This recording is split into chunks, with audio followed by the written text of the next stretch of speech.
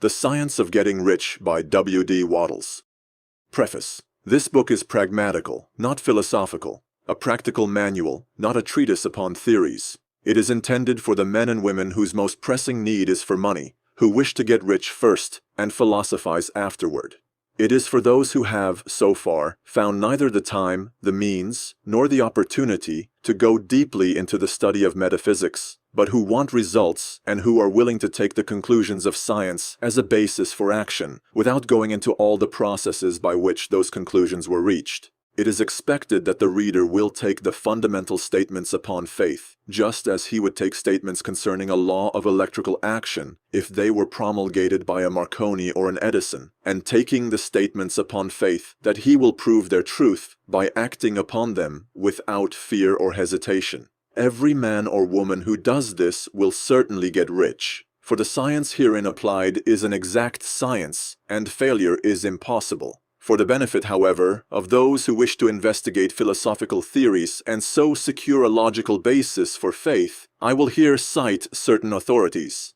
The monistic theory of the universe, the theory that one is all, and that all is one, that one substance manifests itself as the seeming many elements of the material world, is of Hindu origin, and has been gradually winning its way into the thought of the Western world for 200 years. It is the foundation of all the Oriental philosophies, and of those of Descartes, Spinoza, Leibniz, Schopenhauer, Hegel, and Emerson. The reader who would dig to the philosophical foundations is advised to read Hegel and Emerson, and he will do well to read The Eternal News, a very excellent pamphlet published by J. Brown, 300 Cathcart Road, Govanhill, Glasgow, Scotland. He may also find some help in a series of articles written by the author, which were published in Nautilus, Holyoke, Mass., during the spring and summer of 1909, under the title, What is Truth? In writing this book, I have sacrificed all other considerations to plainness and simplicity of style, so that all might understand. The plan of action laid down herein was deduced from the conclusions of philosophy. It has been thoroughly tested, and bears the supreme test of practical experiment. It works. If you wish to know how the conclusions were arrived at, read the writings of the authors mentioned above. And if you wish to reap the fruits of their philosophies in actual practice, read this book and do exactly as it tells you to do. Chapter 1. The Right to be Rich.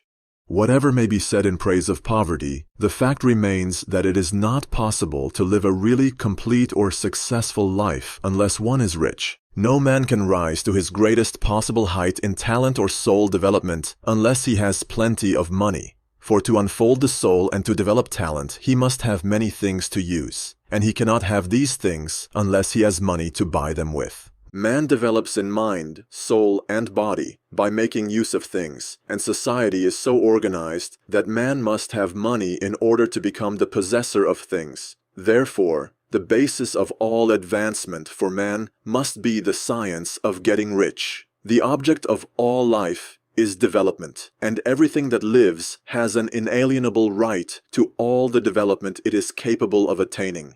Man's right to life means his right to have the free and unrestricted use of all the things which may be necessary to his fullest mental, spiritual, and physical unfoldment, or, in other words, his right to be rich. In this book, I shall not speak of riches in a figurative way. To be really rich does not mean to be satisfied or contented with a little. No man ought to be satisfied with a little if he is capable of using and enjoying more. The purpose of nature is the advancement and unfoldment of life, and every man should have all that can contribute to the power, elegance, beauty, and richness of life. To be content with less is sinful.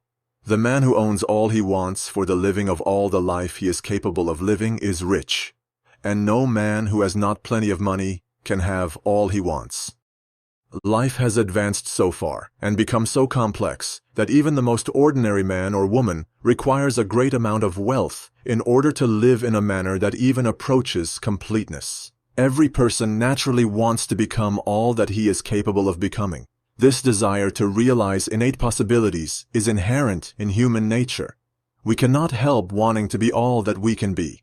Success in life is becoming what you want to be. You can become what you want to be only by making use of things, and you can have the free use of things only as you become rich enough to buy them. To understand the science of getting rich is therefore the most essential of all knowledge. There is nothing wrong in wanting to get rich. The desire for riches is really the desire for a richer, fuller, and more abundant life, and that desire is praiseworthy. The man who does not desire to live more abundantly is abnormal, and so the man who does not desire to have money enough to buy all he wants is abnormal. There are three motives for which we live. We live for the body, we live for the mind, and we live for the soul. No one of these is better or holier than the other. All are alike desirable, and no one of the three, body, mind, or soul, can live fully if either of the others is cut short of full life and expression. It is not right or noble to live only for the soul and deny mind or body, and it is wrong to live for the intellect and deny body and soul. We are all acquainted with the loathsome consequences of living for the body and denying both mind and soul, and we see that real life means the complete expression of all that man can give forth through body, mind, and soul. Whatever he may say, no man can be really happy or satisfied unless his body is living fully in every function, and unless the same is true of his mind and his soul. Wherever there is unexpressed possibility or function not performed, there is unsatisfied desire.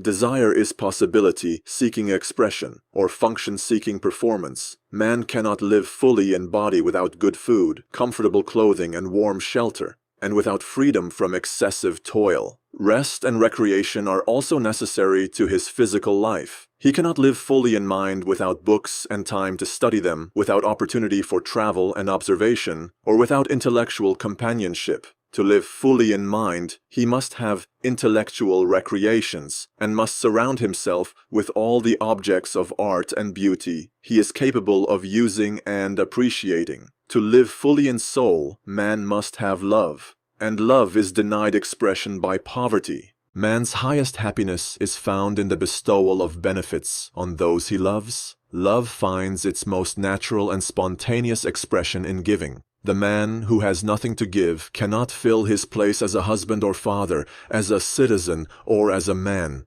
It is in the use of material things that man finds full life for his body, develops his mind, and unfolds his soul. It is therefore of supreme importance to him that he should be rich. It is perfectly right that you should desire to be rich. If you are a normal man or woman, you cannot help doing so. It is perfectly right that you should give your best attention to the science of getting rich, for it is the noblest and most necessary of all studies. If you neglect this study, you are derelict in your duty to yourself, to God, and to humanity, for you can render God and humanity no greater service than to make the most of yourself. Chapter 2. There is a science of getting rich. There is a science of getting rich, and it is an exact science, like algebra or arithmetic. There are certain laws which govern the process of acquiring riches. Once these laws are learned and obeyed by any man, he will get rich with mathematical certainty. The ownership of money and property comes as a result of doing things in a certain way. Those who do things in this certain way, whether on purpose or accidentally, get rich, while those who do not do things in this certain way, no matter how hard they work or how able they are, remain poor. It is a natural law that like causes always produce like effects, and, therefore, any man or woman who learns to do things in this certain way will infallibly get rich. That the above statement is true is shown by the following facts. Getting rich is not a matter of environment, for if it were, all the people in certain neighborhoods would become wealthy. The people of one city would all be rich, while those of other towns would all be poor. Or the inhabitants of one state would roll in wealth, while those of an adjoining state would be in poverty. But everywhere we see rich and poor living side by side, in the same environment, and often engaged in the same vocations. When two men are in the same locality and in the same business, and one gets rich while the other remains poor, it shows that getting rich is not primarily a matter of environment. Some environments may be more favorable than others, but when two men in the same business are in the same neighborhood and one gets rich while the other fails, it indicates that getting rich is the result of doing things in a certain way. And further, the ability to do things in this certain way is not due solely to the possession of talent, for many people who have great talent remain poor, while others who have very little talent get rich. Studying the people who have got rich, we find that they are an average lot in all respects, having no greater talents and abilities than other men. It is evident that they do not get rich because they possess talents and abilities that other men have not, but because they happen to do things in a certain way. Getting rich is not the result of saving or thrift. Many very penurious people are poor, while free spenders often get rich. Nor is getting rich due to doing things which others fail to do, for two men in the same business often do almost exactly the same things, and one gets rich while the other remains poor or becomes a bankrupt. From all these things, we must come to the conclusion that getting rich is the result of doing things in a certain way. If getting rich is the result of doing things in a certain way, and if like causes always produce like effects, then any man or woman who can do things in that way can become rich, and the whole matter is brought within the domain of exact science. The question arises here, whether this certain way may not be so difficult that only a few may follow it. This cannot be true, as we have seen, so far as natural ability is concerned. Talented people get rich, and blockheads get rich. Intellectually brilliant people get rich, and very stupid people get rich. Physically strong people get rich, and weak and sickly people get rich. Some degree of ability to think and understand is of course essential, but insofar as natural ability is concerned, any man or woman who has sense enough to read and understand these words can certainly get rich. Also, we have seen that it is not a matter of environment. Location counts for something. One would not go to the heart of the Sahara and expect to do successful business. Getting rich involves the necessity of dealing with men and of being where there are people to deal with. And if these people are inclined to deal in the way you want to deal, so much the better. But that is about as far as environment goes. If anybody else in your town can get rich, so can you. And if anybody else in your state can get rich, so can you. Again, it is not a matter of choosing some particular business or profession. People get rich in every business and in every profession, while their next-door neighbors in the same vocation remain in poverty. It is true that you will do best in a business which you like, and which is congenial to you. And if you have certain talents which are well developed, you will do best in a business which calls for the exercise of those talents. Also, you will do best in a business which is suited to your locality. An ice cream parlor would do better in a warm climate than in Greenland, and a salmon fishery will succeed better in the Northwest than in Florida, where there are no salmon. But, aside from these general limitations, getting rich is not dependent upon your engaging in some particular business, but upon your learning to do things in a certain way. If you are now in business, and anybody else in your locality is getting rich in the same business, while you are not getting rich, it is because you are not doing things in the same way that the other person is doing them. No one is prevented from getting rich by lack of capital. True, as you get capital, the increase becomes more easy and rapid, but one who has capital is already rich and does not need to consider how to become so. No matter how poor you may be, if you begin to do things in the certain way, you will begin to get rich, and you will begin to have capital. The getting of capital is a part of the process of getting rich, and it is a part of the result which invariably follows the doing of things in the certain way. You may be the poorest man on the continent and be deeply in debt. You may have neither friends, influence, nor resources. But if you begin to do things in this way, you must infallibly begin to get rich, for like causes must produce like effects. If you have no capital, you can get capital. If you are in the wrong business, you can get into the right business. If you are in the wrong location, you can go to the right location. And you can do so by beginning in your present business and in your present location to do things in the certain way which causes success. Chapter 3. Is opportunity monopolized? No man is kept poor because opportunity has been taken away from him, because other people have monopolized the wealth and have put a fence around it. You may be shut off from engaging in business in certain lines, but there are other channels open to you. Probably it would be hard for you to get control of any of the great railroad systems. That field is pretty well monopolized.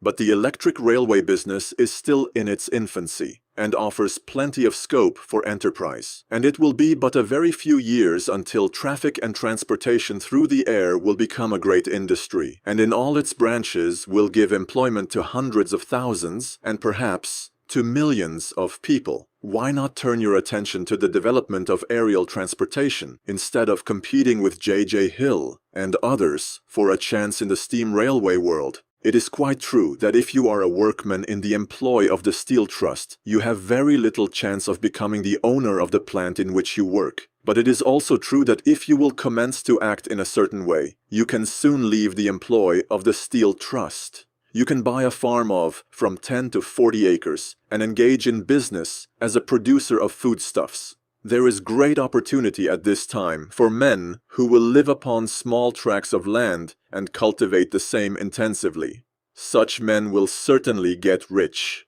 You may say that it is impossible for you to get the land, but I'm going to prove to you that it is not impossible, and that you can certainly get a farm if you will go to work in a certain way. At different periods, the tide of opportunity sets in different directions, according to the needs of the whole, and the particular stage of social evolution which has been reached. At present, in America, it is setting toward agriculture and the allied industries and professions. Today, opportunity is open before the farmer in his line more than before the factory worker in his line. It is open before the businessman who supplies the farmer more than before the one who supplies the factory worker, and before the professional man who waits upon the farmer more than before the one who serves the working class. There is abundance of opportunity for the man who will go with the tide, instead of trying to swim against it. So the factory workers, either as individuals or as a class, are not deprived of opportunity. The workers are not being kept down by their masters. They are not being ground by the trusts and combinations of capital. As a class, they are where they are because they do not do things in a certain way. If the workers of America chose to do so, they could follow the example of their brothers in Belgium and other countries and establish great department stores and cooperative industries. They could elect men of their own class to office and pass laws favoring the development of such cooperative industries. And in a few years, they could take peaceable possession of the industrial field. The working class may become the master class whenever they will begin to do things in a certain way. The law of wealth is the same for them as it is for all others.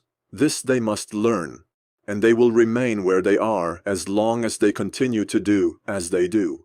The individual worker, however, is not held down by the ignorance or the mental slothfulness of his class. He can follow the tide of opportunity to riches, and this book will tell him how. No one is kept in poverty by a shortness in the supply of riches. There is more than enough for all. A palace as large as the Capitol at Washington might be built for every family on earth from the building material in the United States alone. And under intensive cultivation, this country would produce wool, cotton, linen, and silk, enough to clothe each person in the world, finer than Solomon was arrayed in all his glory, together with food enough to feed them all luxuriously. The visible supply is practically inexhaustible, and the invisible supply really is inexhaustible. Everything you see on earth is made from one original substance, out of which all things proceed. New forms are constantly being made, and older ones are dissolving, but all are shapes assumed by one thing.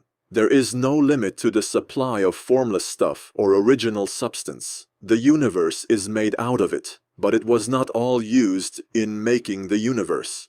The spaces in, through, and between the forms of the visible universe are permeated and filled with the original substance, with the formless stuff, with the raw material of all things.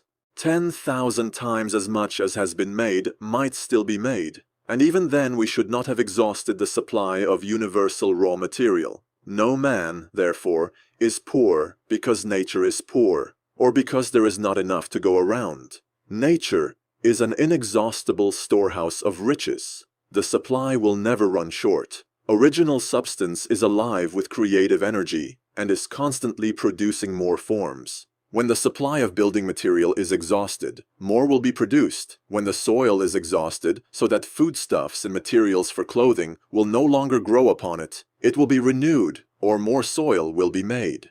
When all the gold and silver has been dug from the earth, if man is still in such a stage of social development that he needs gold and silver, more will be produced from the formless. The formless stuff responds to the needs of man. It will not let him be without any good thing.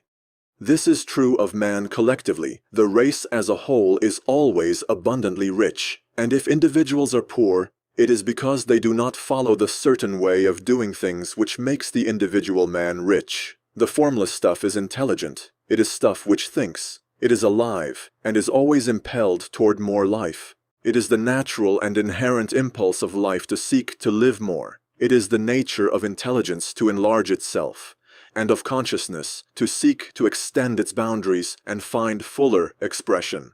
The universe of forms has been made by formless living substance, throwing itself into form in order to express itself more fully. The universe is a great living presence, always moving inherently toward more life and fuller functioning. Nature is formed for the advancement of life. Its impelling motive is the increase of life. For this cause, everything which can possibly minister to life is bountifully provided.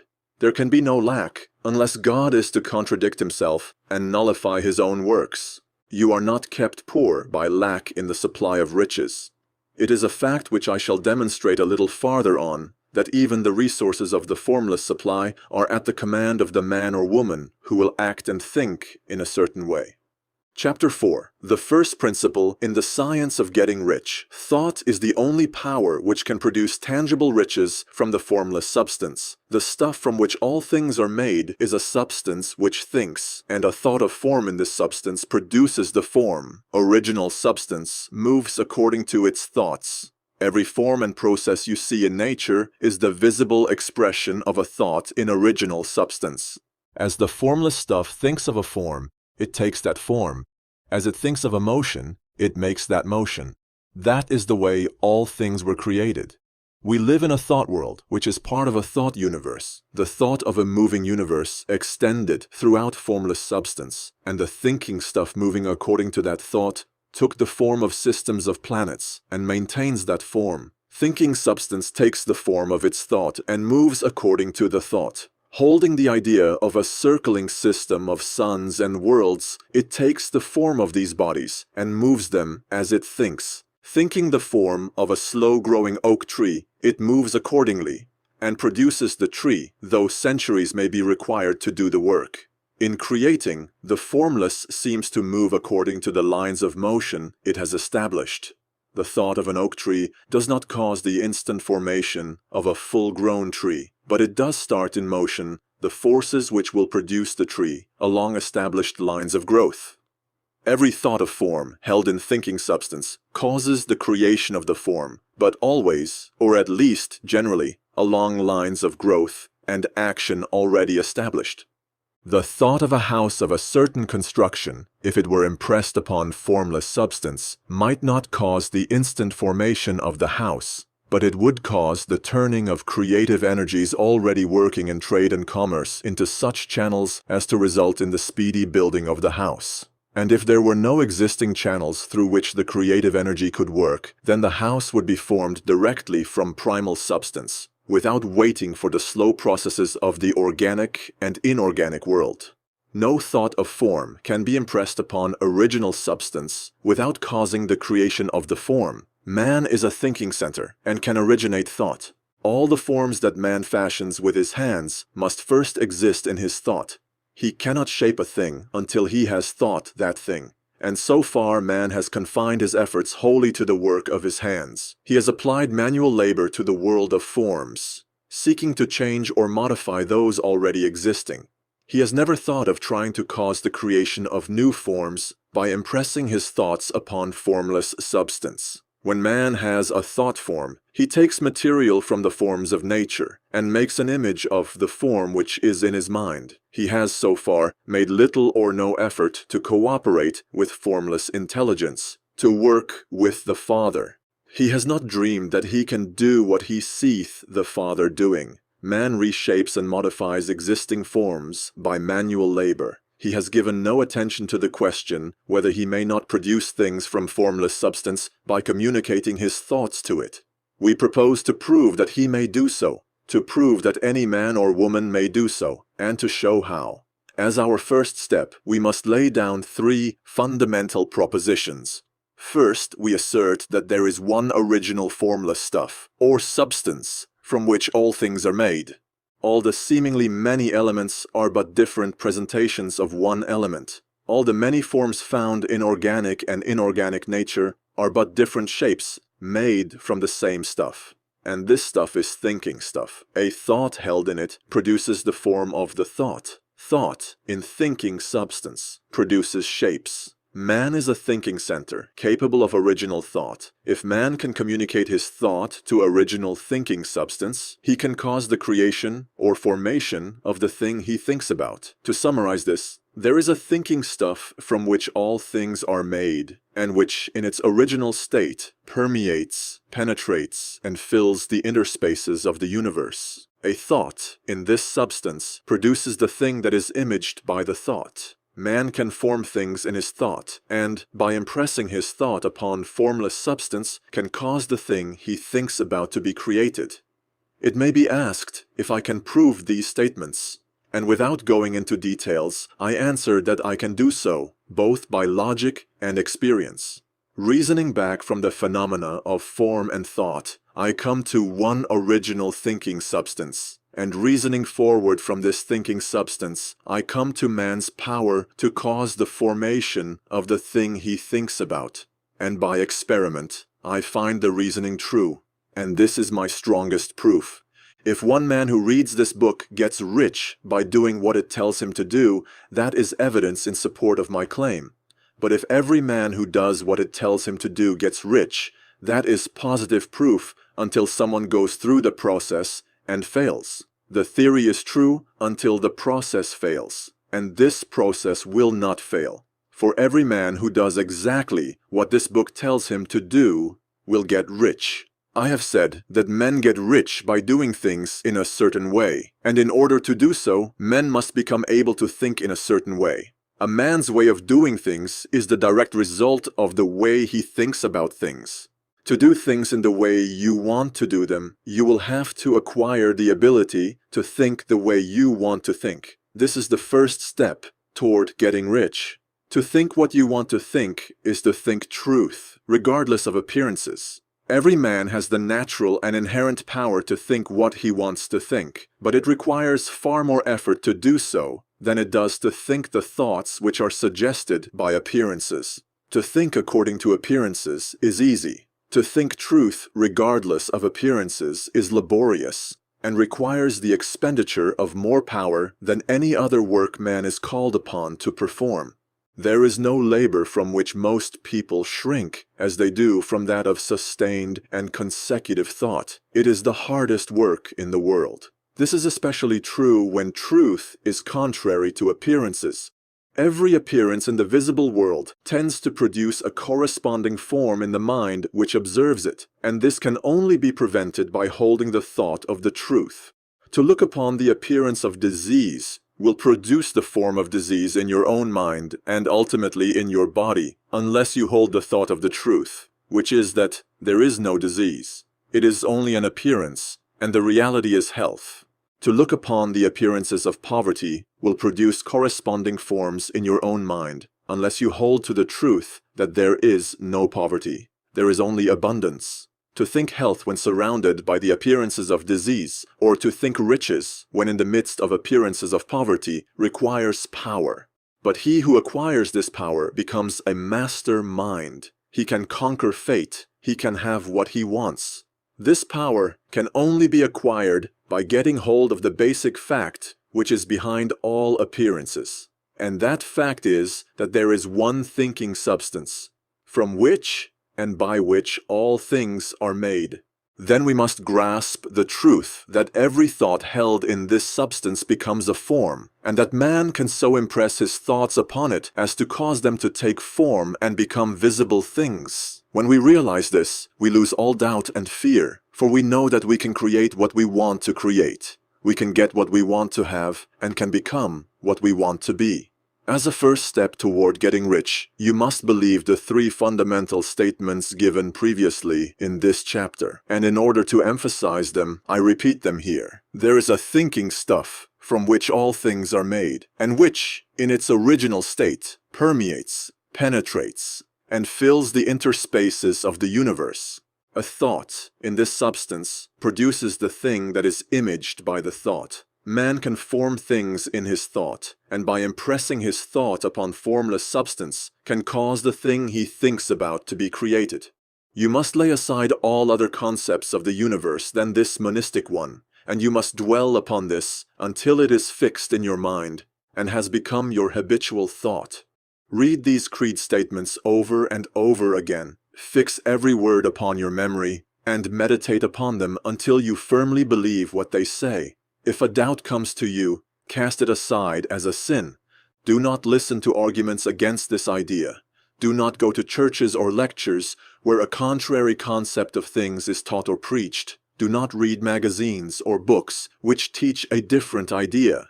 If you get mixed up in your faith, all your efforts will be in vain. Do not ask why these things are true, nor speculate as to how they can be true. Simply take them on trust. The science of getting rich begins with the absolute acceptance of this faith. Chapter 5. Increasing Life. You must get rid of the last vestige of the old idea that there is a deity whose will it is that you should be poor, or whose purposes may be served by keeping you in poverty. The intelligent substance which is all, and in all, and which lives in all and lives in you, is a consciously living substance. Being a consciously living substance, it must have the natural and inherent desire of every living intelligence for increase of life. Every living thing must continually seek for the enlargement of its life, because life, in the mere act of living, must increase itself. A seed, dropped into the ground, springs into activity, and in the act of living produces 100 more seeds. Life, by living, multiplies itself. It is forever becoming more. It must do so if it continues to be at all. Intelligence is under this same necessity for continuous increase. Every thought we think makes it necessary for us to think another thought. Consciousness is continually expanding. Every fact we learn leads us to the learning of another fact. Knowledge is continually increasing. Every talent we cultivate brings to the mind the desire to cultivate another talent. We are subject to the urge of life, seeking expression, which ever drives us on to know more, to do more, and to be more. In order to know more, do more, and be more, we must have more. We must have things to use, for we learn and do and become only by using things. We must get rich so that we can live more. The desire for riches is simply the capacity for larger life seeking fulfillment. Every desire is the effort of an unexpressed possibility to come into action. It is power seeking to manifest which causes desire. That which makes you want more money is the same as that which makes the plant grow. It is life seeking fuller expression. The one living substance must be subject to this inherent law of all life. It is permeated with the desire to live more. That is why it is under the necessity of creating things. The one substance desires to live more in you. Hence, it wants you to have all the things you can use. It is the desire of God that you should get rich. He wants you to get rich because He can express Himself better through you if you have plenty of things to use in giving Him expression. He can live more in you if you have unlimited command of the means of life. The universe desires you to have everything you want to have. Nature is friendly to your plans. Everything is naturally for you. Make up your mind that this is true. It is essential, however, that your purpose should harmonize with the purpose that is in all. You must want real life, not mere pleasure or sensual gratification. Life is the performance of function, and the individual really lives only when he performs every function, physical, mental, and spiritual, of which he is capable, without excess in any. You do not want to get rich in order to live swinishly for the gratification of animal desires. That is not life. But the performance of every physical function is a part of life, and no one lives completely who denies the impulses of the body a normal and healthful expression. You do not want to get rich solely to enjoy mental pleasures, to get knowledge, to gratify ambition, to outshine others, to be famous. All these are a legitimate part of life, but the man who lives for the pleasures of the intellect alone will only have a partial life, and he will never be satisfied with his lot. You do not want to get rich solely for the good of others, to lose yourself for the salvation of mankind, to experience the joys of philanthropy and sacrifice.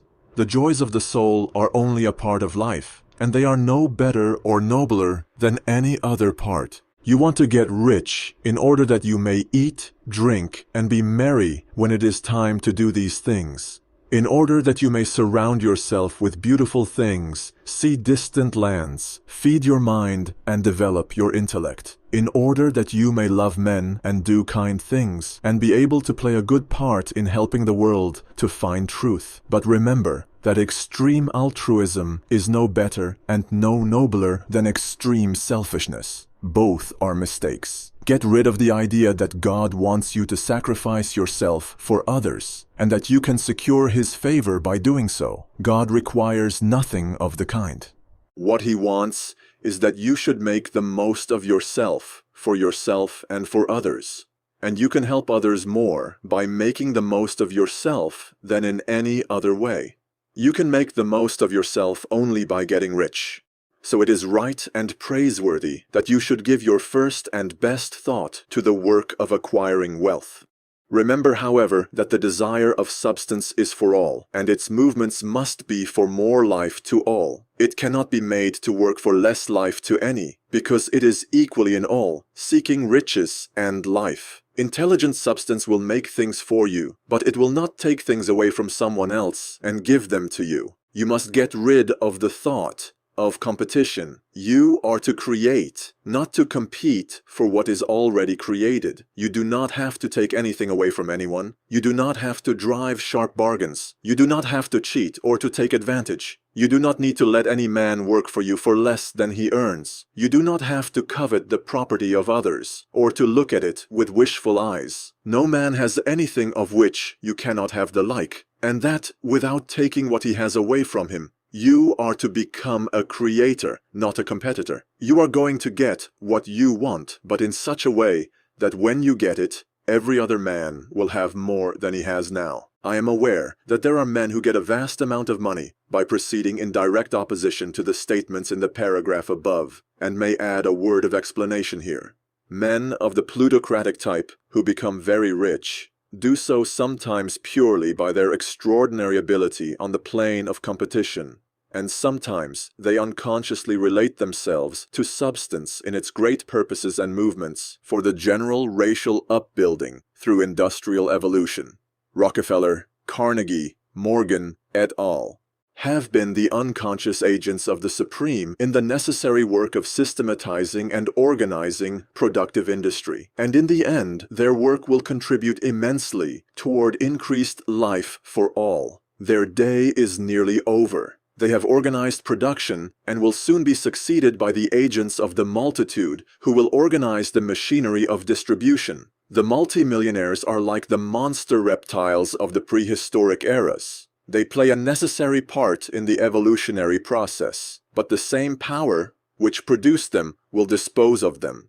And it is well to bear in mind that they have never been really rich. A record of the private lives of most of this class will show that they have really been the most abject and wretched of the poor. Riches secured on the competitive plane are never satisfactory and permanent. They are yours today and another's tomorrow. Remember, if you are to become rich in a scientific and certain way, You must rise entirely out of the competitive thought. You must never think for a moment that the supply is limited. Just as soon as you begin to think that all the money is being cornered and controlled by bankers and others, and that you must exert yourself to get laws passed to stop this process, and so on. In that moment, you drop into the competitive mind, and your power to cause creation is gone for the time being. And what is worse, you will probably arrest the creative movements you have already instituted. Know that there are countless millions of dollars worth of gold in the mountains of the earth, not yet brought to light. And know that if there were not, more would be created from thinking substance to supply your needs. Know that the money you need will come, even if it is necessary for 1,000 men to be led to the discovery of new gold mines tomorrow.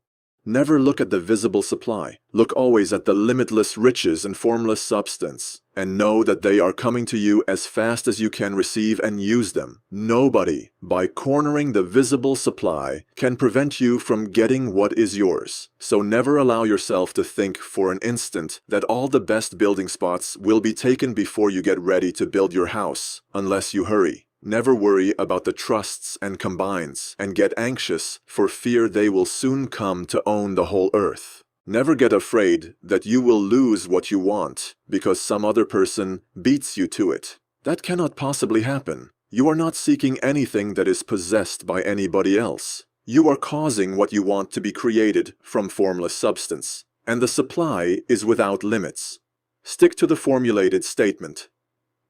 There is a thinking stuff from which all things are made, and which in its original state permeates, penetrates, and fills the interspaces of the universe. A thought, in this substance, produces the thing that is imaged by the thought. Man can form things in his thought, and, by impressing his thought upon formless substance, can cause the thing he thinks about to be created.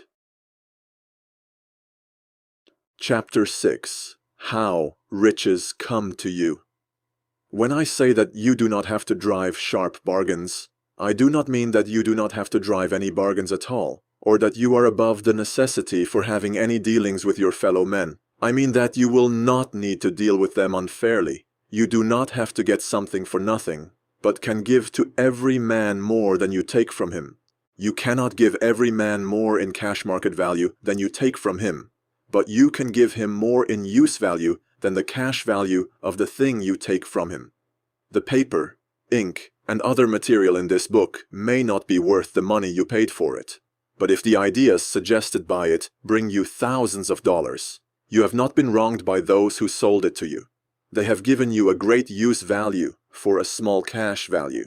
Let us suppose that I own a picture by one of the great artists, which, in any civilized community, is worth thousands of dollars. I take it to Baffin Bay, and by salesmanship induce an Eskimo to give a bundle of furs worth $500 for it. I have really wronged him, for he has no use for the picture. It has no use value to him. It will not add to his life. But suppose I give him a gun worth $50 for his furs. Then he has made a good bargain. He has use for the gun.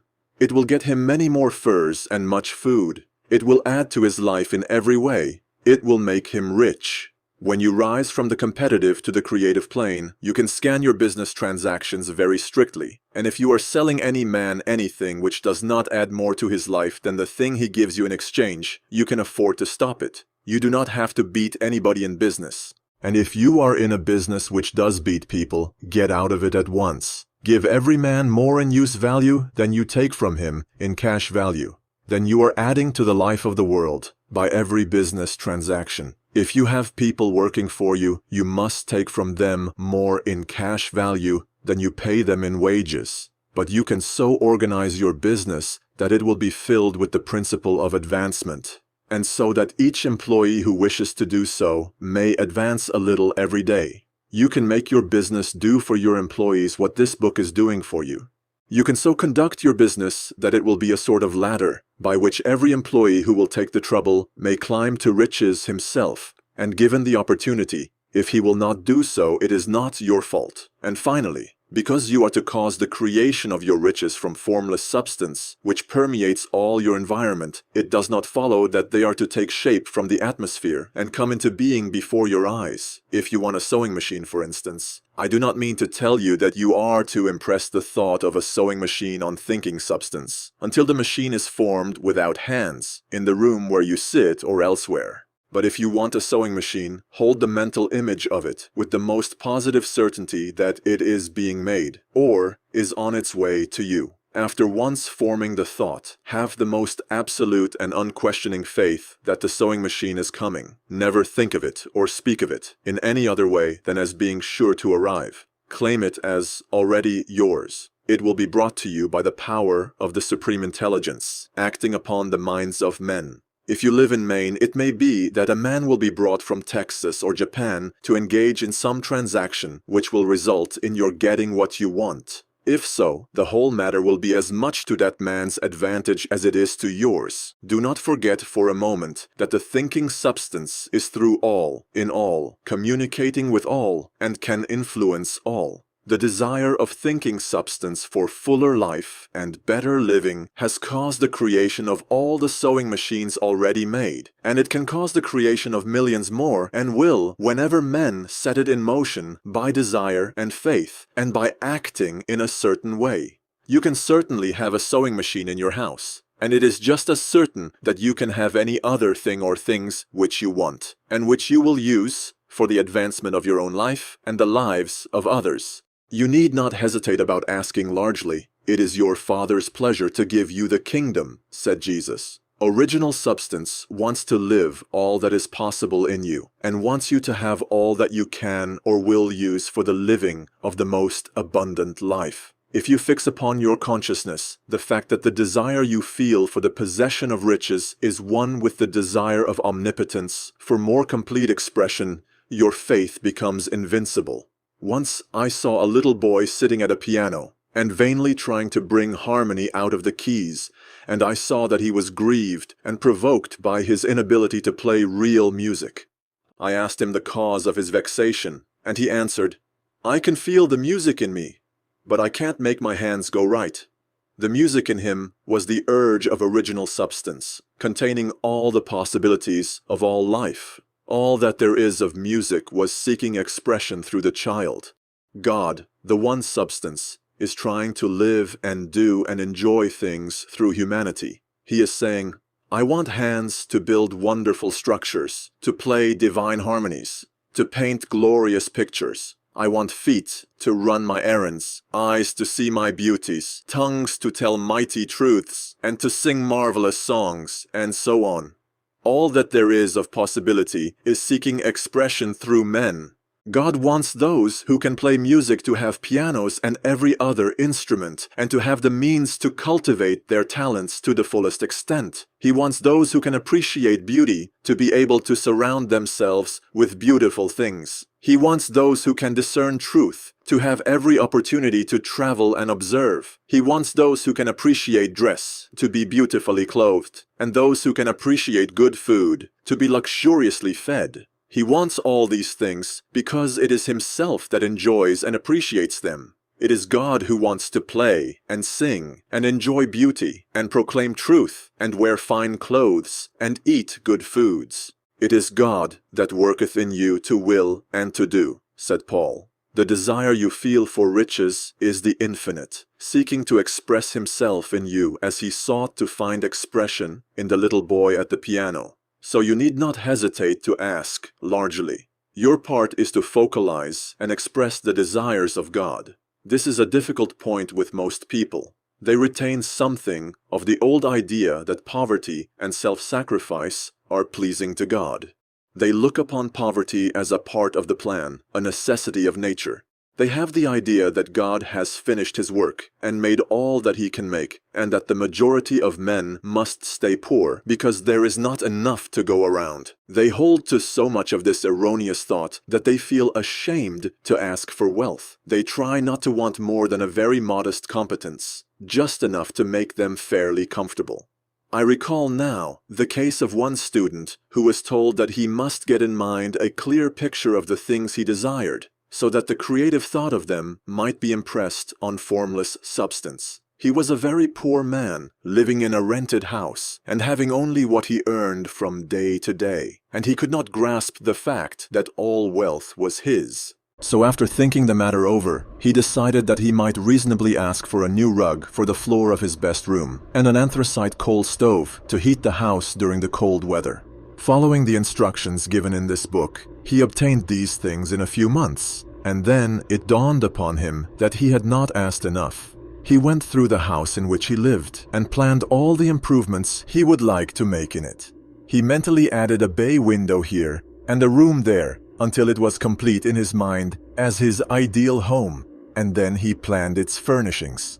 Holding the whole picture in his mind, he began living in the certain way and moving toward what he wanted. And he owns the house now and is rebuilding it after the form of his mental image. And now, with still larger faith, he is going on to get greater things. It has been unto him according to his faith, and it is so with you and with all of us.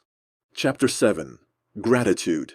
The illustrations given in the last chapter will have conveyed to the reader the fact that the first step toward getting rich is to convey the idea of your wants to the formless substance. This is true, and you will see that in order to do so, it becomes necessary to relate yourself to the formless intelligence in a harmonious way. To secure this harmonious relation is a matter of such primary and vital importance that I shall give some space to its discussion here and give you instructions which, if you will follow them, will be certain to bring you into perfect unity of mind with God. The whole process of mental adjustment and atonement can be summed up in one word: gratitude. First, you believe that there is one intelligent substance from which all things proceed. Second, you believe that this substance gives you everything you desire. And third, you relate yourself to it by a feeling of deep and profound gratitude. Many people who order their lives rightly in all other ways are kept in poverty by their lack of gratitude. Having received one gift from God, they cut the wires which connect them with Him by failing to make acknowledgement. It is easy to understand that the nearer we live to the source of wealth, the more wealth we shall receive. And it is easy also to understand that the soul that is always grateful lives in closer touch with God than the one which never looks to Him in thankful acknowledgement.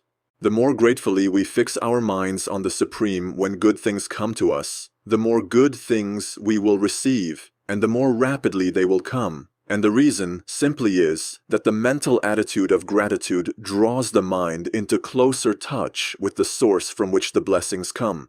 If it is a new thought to you that gratitude brings your whole mind into closer harmony with the creative energies of the universe, consider it well, and you will see that it is true. The good things you already have come to you along the line of obedience to certain laws. Gratitude will lead your mind out along the ways by which things come, and it will keep you in close harmony with creative thought and prevent you from falling into competitive thought. Gratitude alone can keep you looking toward the all and prevent you from falling into the error of thinking of the supply as limited, and to do that would be fatal to your hopes. There is a law of gratitude, and it is absolutely necessary that you should observe the law if you are to get the results you seek. The law of gratitude is the natural principle that action and reaction are always equal and in opposite directions. The grateful outreaching of your mind in thankful praise to the Supreme is a liberation or expenditure of force.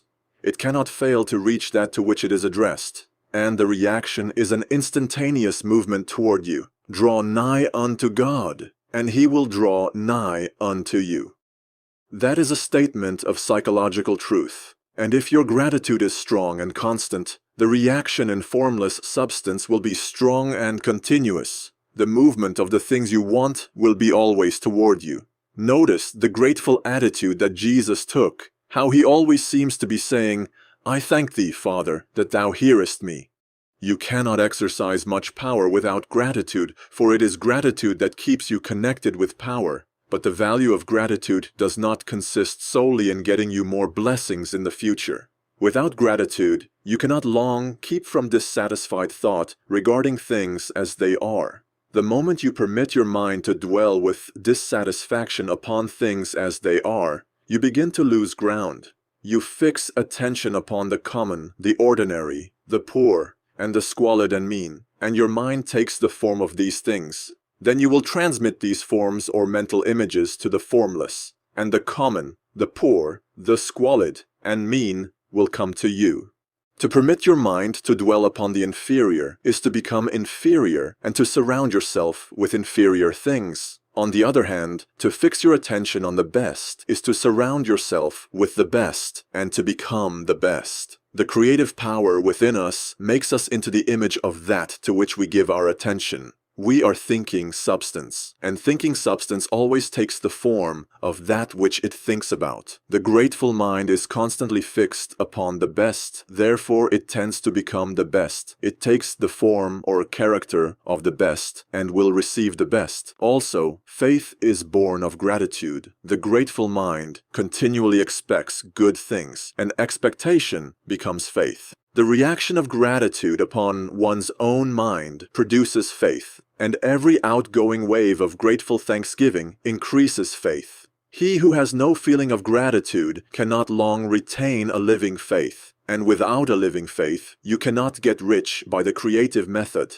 as we shall see in the following chapters.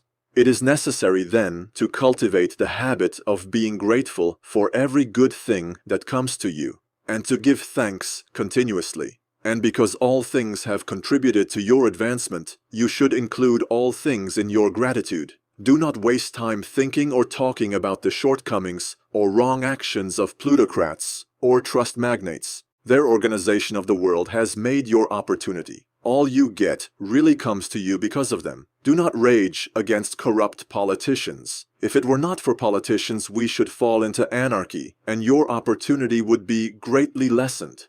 God has worked a long time and very patiently to bring us up to where we are in industry and government, and He is going right on with His work.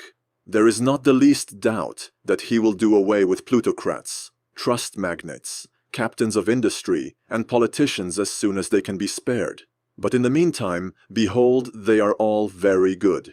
Remember that they are all helping to arrange the lines of transmission along which your riches will come to you, and be grateful to them all. This will bring you into harmonious relations with the good in everything, and the good in everything will move toward you. Chapter 8. Thinking in the Certain Way. Turn back to chapter 6 and read again the story of the man who formed a mental image of his house, and you will get a fair idea of the initial step toward getting rich. You must form a clear and definite mental picture of what you want. You cannot transmit an idea unless you have it yourself. You must have it before you can give it. And many people fail to impress thinking substance because they have themselves only a vague and misty concept of the things they want to do, to have, or to become. It is not enough that you should have a general desire for wealth to do good with. Everybody has that desire. It is not enough that you should have a wish to travel, see things, live more, etc. Everybody has those desires also. If you were going to send a wireless message to a friend, you would not send the letters of the alphabet in their order and let him construct the message for himself, nor would you take words at random from the dictionary. You would send a coherent sentence, one which meant something. When you try to impress your wants upon substance, remember that it must be done by a coherent statement. You must know what you want and be definite. You can never get rich or start the creative power into action by sending out unformed longings and vague desires. Go over your desires just as the man I have described went over his house. See just what you want and get a clear mental picture of it as you wish it to look when you get it. That clear mental picture you must have continually in mind, as the sailor has in mind the port toward which he is sailing the ship. You must keep your face toward it all the time. You must no more lose sight of it than the steersman loses sight of the compass. It is not necessary to take exercises in concentration, nor to set apart special times for prayer and affirmation, nor to go into the silence, nor to do occult stunts of any kind. These things are well enough, but all you need is to know what you want, and to want it badly enough so that it will stay in your thoughts. Spend as much of your leisure time as you can in contemplating your picture, but no one needs to take exercises to concentrate his mind on a thing which he really wants. It is the things you do not really care about which require effort to fix your attention upon them. And unless you really want to get rich so that the desire is strong enough to hold your thoughts directed to the purpose as the magnetic pole holds the needle of the compass, it will hardly be worthwhile for you to try to carry out the instructions given in this book. The methods herein set forth are for people whose desire for riches is strong enough to overcome mental laziness and the love of ease, and make them work. The more clear and definite you make your picture, then, and the more you dwell upon it, bringing out all its delightful details, the stronger your desire will be. And the stronger your desire, the easier it will be to hold your mind fixed upon the picture of what you want. Something more is necessary, however, than merely to see the picture clearly.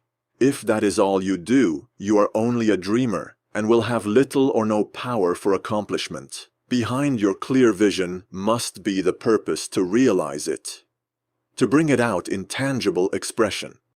And behind this purpose must be an invincible and unwavering faith that the thing is already yours, that it is at hand, and you have only to take possession of it, live in the new house, mentally, until it takes form around you physically. In the mental realm, enter at once into full enjoyment of the things you want. Whatsoever things ye ask for when ye pray, believe that ye receive them, and ye shall have them, said Jesus. See the things you want as if they were actually around you all the time. See yourself as owning and using them. Make use of them in imagination, just as you will use them when they are your tangible possessions. Dwell upon your mental picture until it is clear and distinct, and then take the mental attitude of ownership toward everything in that picture. Take possession of it, in mind, in the full faith that it is actually yours. Hold to this mental ownership. Do not waver for an instant in the faith that it is real. And remember what was said in a preceding chapter about gratitude. Be as thankful for it all the time as you expect to be when it has taken form. The man who can sincerely thank God for the things which as yet he owns only in imagination has real faith. He will get rich. He will cause the creation of whatsoever he wants. You do not need to pray repeatedly for the things you want. It is not necessary to tell God about it every day. Use not vain repetitions as the heathen do, said Jesus to his pupils, for your Father knoweth that ye have need of these things before ye ask him. Your part is to intelligently formulate your desire for the things which make for a larger life, and to get these desires arranged into a coherent whole, and then to impress this whole desire upon the formless substance, which has the power and the will to bring you what you want. You do not make this impression by repeating strings of words. You make it by holding the vision with unshakable purpose to attain it, and with steadfast faith that you do attain it. The answer to prayer is not according to your faith while you are talking, but according to your faith while you are working. You cannot impress the mind of God by having a special Sabbath day set apart to tell him what you want, and then forgetting him during the rest of the week. You cannot impress him by having special hours to go into your closet and pray. If you then dismiss the matter from your mind until the hour of prayer comes again, oral prayer is well enough and has its effect, especially upon yourself, in clarifying your vision and strengthening your faith. But it is not your oral petitions which get you what you want. In order to get rich, you do not need a sweet hour of prayer. You need to pray without ceasing. And by prayer I mean holding steadily to your vision, with the purpose to cause its creation into solid form, and the faith that you are doing so.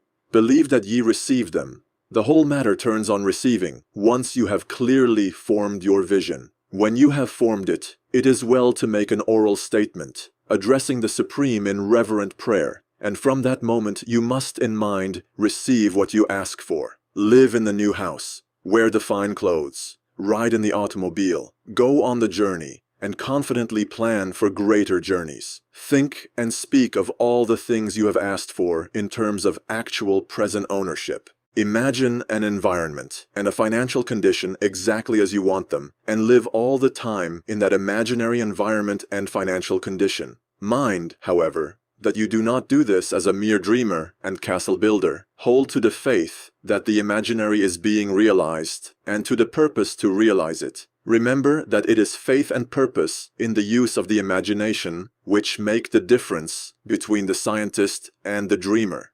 And having learned this fact, it is here that you must learn the proper use of the will. Chapter 9. How to use the will. To set about getting rich in a scientific way, you do not try to apply your willpower to anything outside of yourself. You have no right to do so anyway. It is wrong to apply your will to other men and women in order to get them to do what you wish done. It is as flagrantly wrong to coerce people by mental power as it is to coerce them by physical power. If compelling people by physical force to do things for you reduces them to slavery, compelling them by mental means accomplishes exactly the same thing. The only difference is in methods. If taking things from people by physical force is robbery, then taking things by mental force is robbery also. There is no difference in principle. You have no right to use your willpower upon another person, even for his own good, for you do not know what is for his good.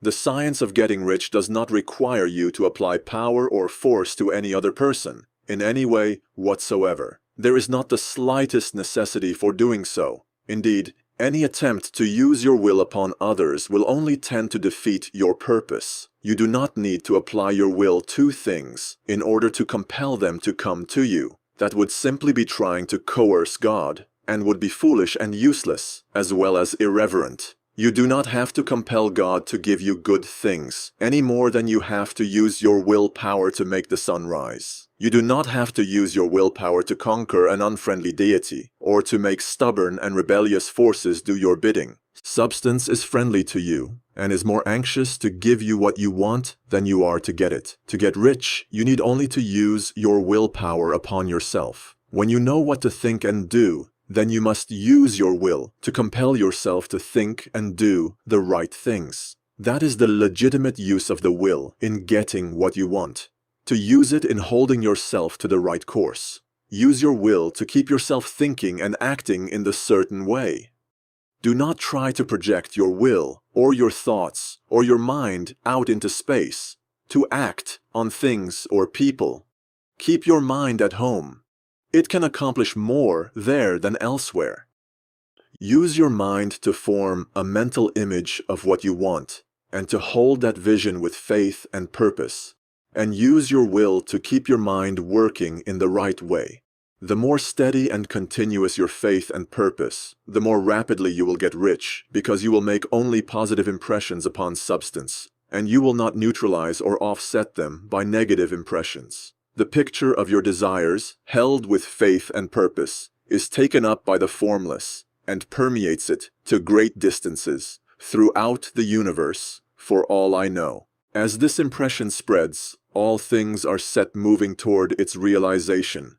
Every living thing, every inanimate thing, and the things yet uncreated, are stirred toward bringing into being that which you want.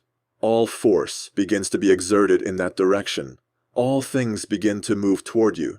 The minds of people, everywhere, are influenced toward doing the things necessary to the fulfilling of your desires. And they work for you unconsciously. But you can check all this by starting a negative impression in the formless substance. Doubt or unbelief is as certain to start a movement away from you as faith and purpose are to start one toward you. It is by not understanding this that most people who try to make use of mental science in getting rich make their failure. Every hour and moment you spend in giving heed to doubts and fears, every hour you spend in worry, every hour in which your soul is possessed by unbelief, sets a current away from you in the whole domain of intelligent substance. All the promises are unto them that believe, and unto them only. Notice how insistent Jesus was upon this point of belief, and now you know the reason why. Since belief is all important, it behooves you to guard your thoughts. And as your beliefs will be shaped to a very great extent by the things you observe and think about, it is important that you should command your attention And here the will comes into use. For it is by your will that you determine upon what things your attention shall be fixed. If you want to become rich, you must not make a study of poverty. Things are not brought into being by thinking about their opposites. Health is never to be attained by studying disease and thinking about disease. Righteousness is not to be promoted by studying sin and thinking about sin. And no one ever got rich by studying poverty and thinking about poverty. Medicine as a science of disease has increased disease. Religion as a science of sin has promoted sin, and economics as a study of poverty will fill the world with wretchedness and want. Do not talk about poverty. Do not investigate it or concern yourself with it. Never mind what its causes are. You have nothing to do with them. What concerns you is the cure. Do not spend your time in charitable work or charity movements. All charity only tends to perpetuate the wretchedness it aims to eradicate. I do not say that you should be hard-hearted or unkind and refuse to hear the cry of need. But you must not try to eradicate poverty in any of the conventional ways. Put poverty behind you and put all that pertains to it behind you. And make good. Get rich. That is the best way you can help the poor. And you cannot hold the mental image which is to make you rich if you fill your mind with pictures of poverty. Do not read books or papers which give circumstantial accounts of the wretchedness of the tenement dwellers, of the horrors of child labor, and so on. Do not read anything which fills your mind with gloomy images of want and suffering. You cannot help the poor in the least by knowing about these things, and the widespread knowledge of them does not tend at all to do away with poverty. What tends to do away with poverty is not the getting of pictures of poverty into your mind, but getting pictures of wealth into the minds of the poor. You are not deserting the poor in their misery when you refuse to allow your mind to be filled with pictures of that misery. Poverty can be done away with, not by increasing the number of well-to-do people who think about poverty, but by increasing the number of poor people who propose with faith to get rich. The poor do not need charity, they need inspiration. Charity only sends them a loaf of bread to keep them alive in their wretchedness, or gives them an entertainment to make them forget for an hour or two. But inspiration will cause them to rise out of their misery. If you want to help the poor, demonstrate to them that they can become rich. Prove it by getting rich yourself. The only way in which poverty will ever be banished from this world is by getting a large and constantly increasing number of people to practice the teachings of this book. People must be taught to become rich by creation, not by competition. Every man who becomes rich by competition throws down behind him the ladder by which he rises, and keeps others down. But every man who gets rich by creation opens a way for thousands to follow him, and inspires them to do so.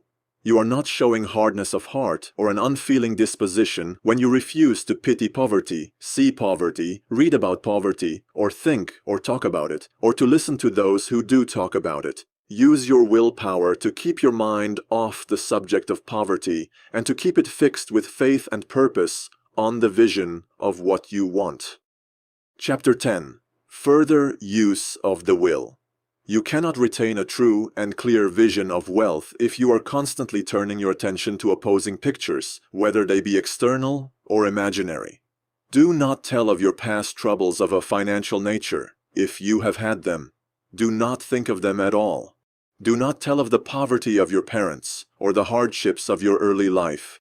To do any of these things is to mentally class yourself with the poor for the time being, and it will certainly check the movement of things in your direction. Let the dead bury their dead, as Jesus said. Put poverty and all things that pertain to poverty completely behind you. You have accepted a certain theory of the universe as being correct, and are resting all your hopes of happiness on its being correct. And what can you gain by giving heed to conflicting theories? Do not read religious books which tell you that the world is soon coming to an end. And do not read the writings of muckrakers and pessimistic philosophers who tell you that it is going to the devil. The world is not going to the devil. It is going to God. It is a wonderful becoming.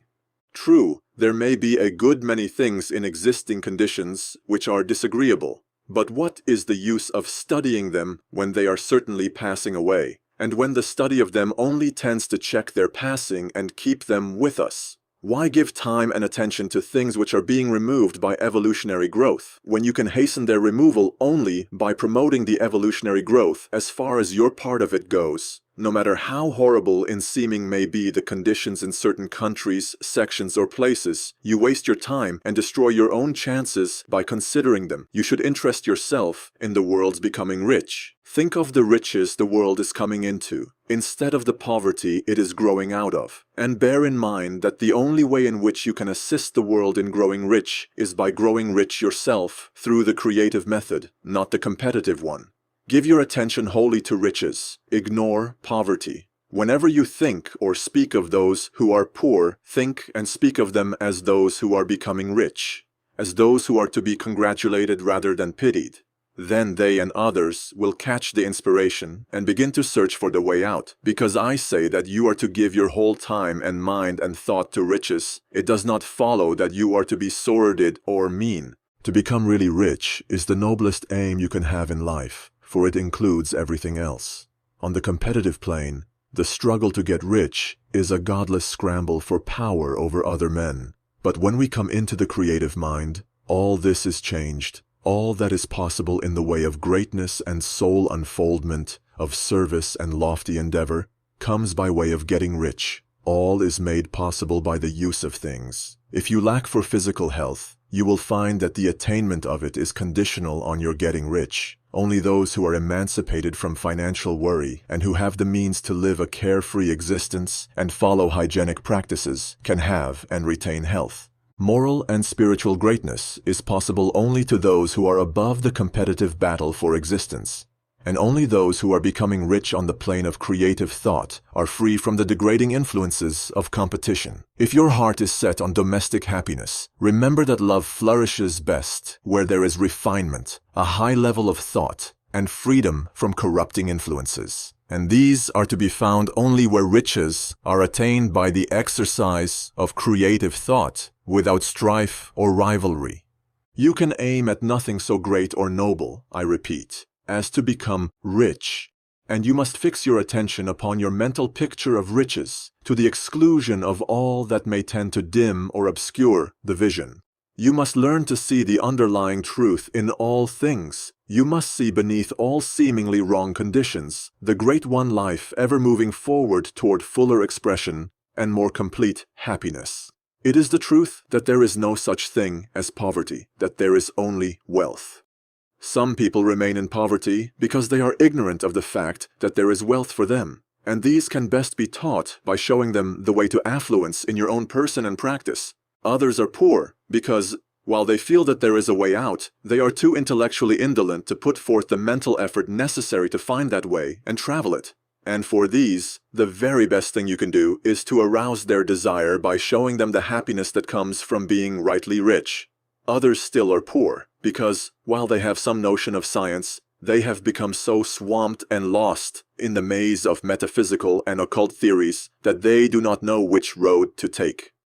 They try a mixture of many systems and fail in all. For these, again, the very best thing to do is to show the right way in your own person and practice. An ounce of doing things is worth a pound of theorizing. The very best thing you can do for the whole world is to make the most of yourself. You can serve God and man in no more effective way than by getting rich. That is, if you get rich by the creative method and not by the competitive one. Another thing. We assert that this book gives in detail the principles of the science of getting rich, and if that is true, you do not need to read any other book upon the subject. This may sound narrow and egotistical, but consider, there is no more scientific method of computation in mathematics than by addition, subtraction, multiplication, and division. No other method is possible. There can be but one shortest distance between 2 points. There is only one way to think scientifically, and that is to think in the way that leads by the most direct and simple route to the goal.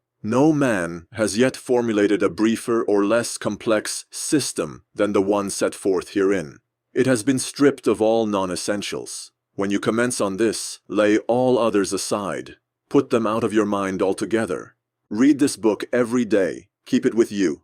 Commit it to memory, and do not think about other systems and theories. If you do, you will begin to have doubts, and to be uncertain and wavering in your thought, and then you will begin to make failures. After you have made good and become rich, you may study other systems as much as you please, but until you are quite sure that you have gained what you want, do not read anything on this line but this book, unless it be the authors mentioned in the preface. And read only the most optimistic comments on the world's news, those in harmony with your picture. Also, postpone your investigations into the occult. Do not dabble in theosophy, spiritualism, or kindred studies. It is very likely that the dead still live and are near, but if they are, let them alone. Mind your own business. Wherever the spirits of the dead may be, they have their own work to do and their own problems to solve, and we have no right to interfere with them. We cannot help them, and it is very doubtful whether they can help us, or whether we have any right to trespass upon their time if they can. Let the dead and the hereafter alone, and solve your own problem. Get rich. If you begin to mix with the occult, you will start mental cross-currents, which will surely bring your hopes to shipwreck. Now, this and the preceding chapters have brought us to the following statement of basic facts. There is a thinking stuff from which all things are made, and which, in its original state, permeates, penetrates, and fills the interspaces of the universe. A thought, in this substance, produces the thing that is imaged by the thought. Man can form things in his thought, and, by impressing his thought upon formless substance, can cause the thing he thinks about to be created. In order to do this, man must pass from the competitive to the creative mind. He must form a clear mental picture of the things he wants, and hold this picture in his thoughts with the fixed purpose to get what he wants, and the unwavering faith that he does get what he wants, closing his mind against all that may tend to shake his purpose, dim his vision, or quench his faith. And in addition to all this, we shall now see that he must live and act in a certain way. Chapter 11. Acting in the certain way. Thought is the creative power, or the impelling force which causes the creative power to act. Thinking in a certain way will bring riches to you, but you must not rely upon thought alone, paying no attention to personal action. That is the rock upon which many otherwise scientific metaphysical thinkers meet shipwreck, the failure to connect thought with personal action.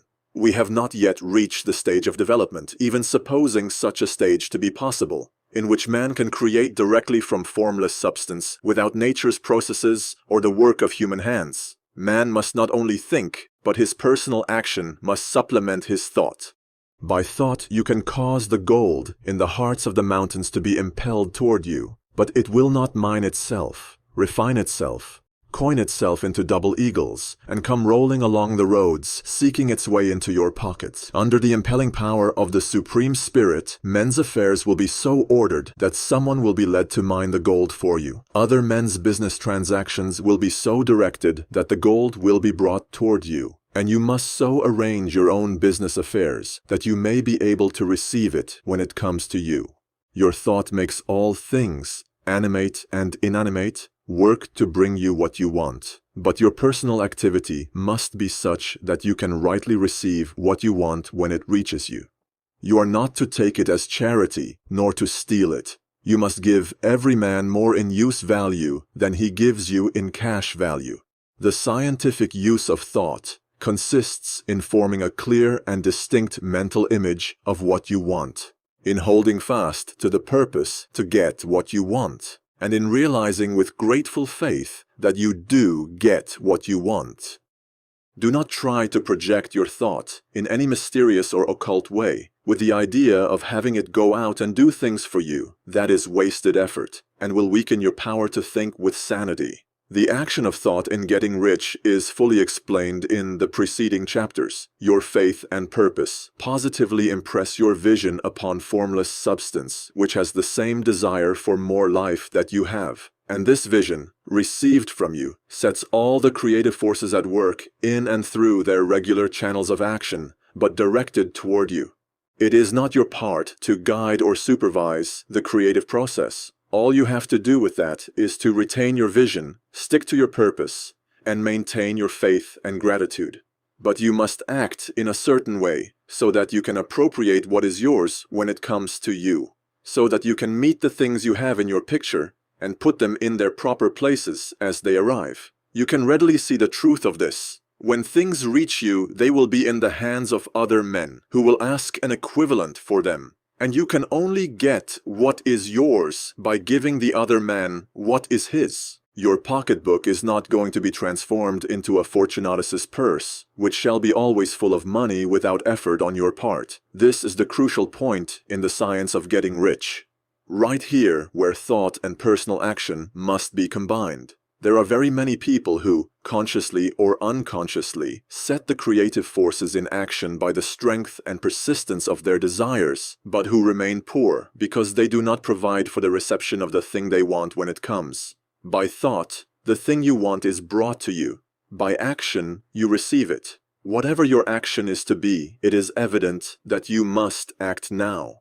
You cannot act in the past, and it is essential to the clearness of your mental vision that you dismiss the past from your mind. You cannot act in the future, for the future is not here yet. And you cannot tell how you will want to act in any future contingency until that contingency has arrived, because you are not in the right business or the right environment now. Do not think that you must postpone action until you get into the right business or environment. And do not spend time in the present taking thought as to the best course in possible future emergencies. Have faith in your ability to meet any emergency when it arrives. If you act in the present with your mind on the future, your present action will be with a divided mind and will not be effective. Put your whole mind into present action. Do not give your creative impulse to original substance and then sit down and wait for results. If you do, you will never get them. Act now. There is never any time but now, and there never will be any time but now. If you are ever to begin to make ready for the reception of what you want, you must begin now. And your action, whatever it is, must most likely be in your present business or employment, and must be upon the persons and things in your present environment. You cannot act where you are not. You cannot act where you have been. And you cannot act where you are going to be. You can act only where you are. Do not bother as to whether yesterday's work was well done or ill done. Do today's work well. Do not try to do tomorrow's work now. There will be plenty of time to do that when you get to it. Do not try by occult or mystical means to act on people or things that are out of your reach. Do not wait for a change of environment before you act. Get a change of environment by action. You can so act upon the environment in which you are now as to cause yourself to be transferred to a better environment. Hold with faith and purpose the vision of yourself in the better environment, but act upon your present environment with all your heart and with all your strength and with all your mind.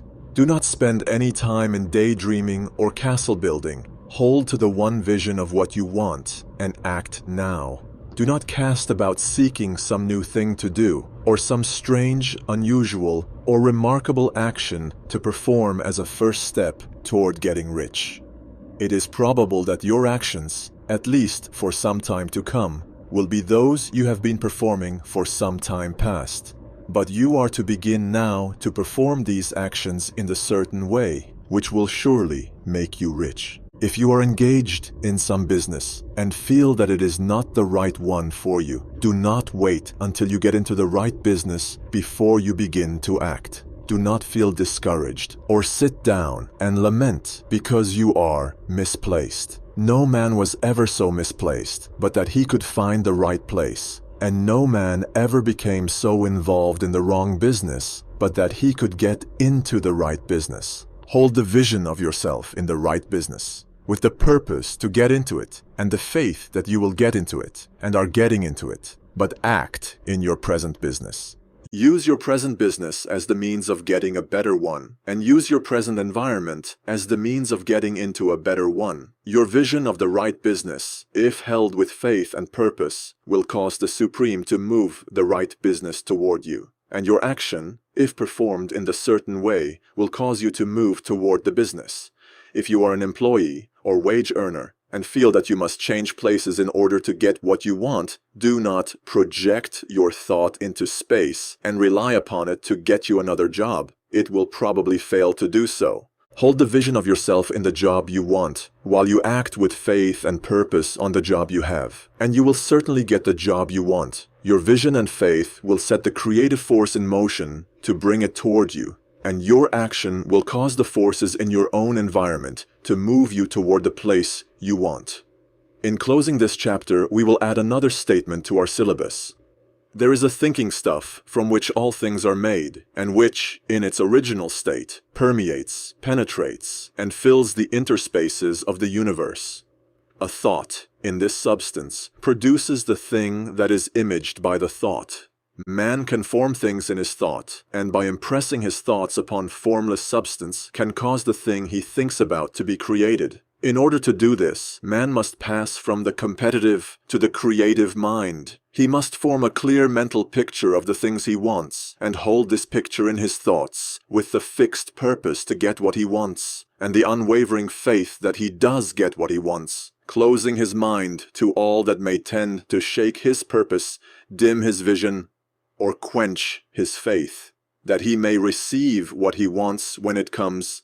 Man must act now upon the people and things in his present environment. Chapter 12. Efficient Action. You must use your thought as directed in previous chapters, and begin to do what you can do where you are. And you must do all that you can do where you are. You can advance only by being larger than your present place. And no man is larger than his present place who leaves undone any of the work pertaining to that place. The world is advanced only by those who more than fill their present places. If no man quite filled his present place, you can see that there must be a going backward in everything. Those who do not quite fill their present places are a dead weight upon society, government, commerce, and industry. They must be carried along by others at a great expense. The progress of the world is retarded only by those who do not fill the places they are holding. They belong to a former age and a lower stage or plane of life, and their tendency is toward degeneration. No society could advance if every man was smaller than his place. Social evolution is guided by the law of physical and mental evolution.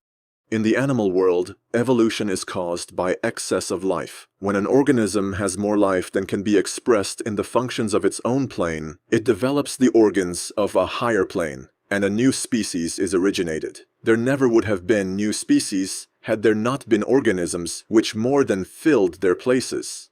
The law is exactly the same for you. Your getting rich depends upon your applying this principle to your own affairs. Every day is either a successful day or a day of failure, and it is the successful days which get you what you want. If every day is a failure, you can never get rich, while if every day is a success, you cannot fail to get rich. If there is something that may be done today, and you do not do it, you have failed insofar as that thing is concerned, and the consequences may be more disastrous than you imagine. You cannot foresee the results of even the most trivial act. You do not know the workings of all the forces that have been set moving in your behalf. Much may be depending on your doing some simple act. It may be the very thing which is to open the door of opportunity to very great possibilities. You can never know all the combinations which Supreme Intelligence is making for you in the world of things and of human affairs. Your neglect or failure to do some small thing may cause a long delay in getting what you want. Do, every day, all that can be done that day. There is, however, a limitation or qualification of the above that you must take into account. You are not to overwork, nor to rush blindly into your business in the effort to do the greatest possible number of things in the shortest possible time. You are not to try to do tomorrow's work today, nor to do a week's work in a day. It is really not the number of things you do, but the efficiency of each separate action that counts. Every act is, in itself, either a success or a failure. Every act is, in itself, either effective or inefficient. Every inefficient act is a failure, and if you spend your life in doing inefficient acts, your whole life will be a failure. The more things you do, the worse for you if all your acts are inefficient ones. On the other hand, every efficient act is a success in itself. And if every act of your life is an efficient one, your whole life must be a success. The cause of failure is doing too many things in an inefficient manner, and not doing enough things in an efficient manner. You will see that it is a self-evident proposition that if you do not do any inefficient acts, and if you do a sufficient number of efficient acts, you will become rich. If, now, it is possible for you to make each act an efficient one, you see again that the getting of riches is reduced to an exact science, like mathematics. The matter turns then on the question whether you can make each separate act a success in itself. And this you can certainly do. You can make each act a success, because all power is working with you, and all power cannot fail. Power is at your service, and to make each act efficient, you have only to put power into it. Every action is either strong or weak, and when everyone is strong, you are acting in the certain way, which will make you rich. Every act can be made strong and efficient by holding your vision while you are doing it, and putting the whole power of your faith and purpose into it. It is at this point that the people fail who separate mental power from personal action. They use the power of mind in one place and at one time, and they act in another place and at another time. So their acts are not successful in themselves. Too many of them are inefficient. But if all power goes into every act, no matter how commonplace, every act will be a success in itself. And as in the nature of things, every success opens the way to other successes. Your progress toward what you want, and the progress of what you want toward you, will become increasingly rapid. Remember that successful action is cumulative in its results, since the desire for more life is inherent in all things. When a man begins to move toward larger life, more things attach themselves to him, and the influence of his desire is multiplied. Do, every day, all that you can do that day, and do each act in an efficient manner. In saying that you must hold your vision while you are doing each act, however trivial or commonplace, I do not mean to say that it is necessary at all times to see the vision distinctly to its smallest details. It should be the work of your leisure hours to use your imagination on the details of your vision and to contemplate them until they are firmly fixed upon your memory. If you wish speedy results, spend practically all your spare time in this practice. By continuous contemplation, you will get the picture of what you want, even to the smallest details, so firmly fixed upon your mind and so completely transferred to the mind of formless substance, that in your working hours you need only to mentally refer to the picture to stimulate your faith and purpose, and cause your best effort to be put forth. Contemplate your picture in your leisure hours until your consciousness is so full of it that you can grasp it instantly. You will become so enthused with its bright promises that the mere thought of it will call forth the strongest energies of your whole being. Let us again repeat our syllabus, and by slightly changing the closing statements, bring it to the point we have now reached. There is a thinking stuff from which all things are made, and which in its original state permeates, penetrates, and fills the interspaces of the universe. A thought, in this substance, produces the thing that is imaged by the thought. Man can form things in his thought, and, by impressing his thought upon formless substance, can cause the thing he thinks about to be created. In order to do this, man must pass from the competitive to the creative mind. He must form a clear mental picture of the things he wants and do with faith and purpose. All that can be done each day, doing each separate thing in an efficient manner. Chapter 13. Getting into the right business. Success in any particular business depends for one thing upon your possessing in a well-developed state the faculties required in that business. Without good musical faculty, no one can succeed as a teacher of music. Without well-developed mechanical faculties, no one can achieve great success in any of the mechanical trades. Without tact and the commercial faculties, no one can succeed in mercantile pursuits. But to possess in a well-developed state the faculties required in your particular vocation does not ensure getting rich. There are musicians who have remarkable talent and who yet remain poor. There are blacksmiths, carpenters, and so on who have excellent mechanical ability, but who do not get rich. And there are merchants with good faculties for dealing with men who nevertheless fail. The different faculties are tools. It is essential to have good tools, but it is also essential that the tools should be used in the right way. One man can take a sharp saw, a square, a good plane, and so on, and build a handsome article of furniture. Another man can take the same tools and set to work to duplicate the article, but his production will be a botch. He does not know how to use good tools in a successful way. The various faculties of your mind are the tools with which you must do the work which is to make you rich. It will be easier for you to succeed if you get into a business for which you are well equipped with mental tools. Generally speaking, you will do best in that business which will use your strongest faculties, the one for which you are naturally best fitted. But there are limitations to this statement also. No man should regard his vocation as being irrevocably fixed by the tendencies with which he was born. You can get rich in any business, for if you have not the right talent for it, you can develop that talent. It merely means that you will have to make your tools as you go along, instead of confining yourself to the use of those with which you were born. It will be easier for you to succeed in a vocation for which you already have the talents in a well-developed state.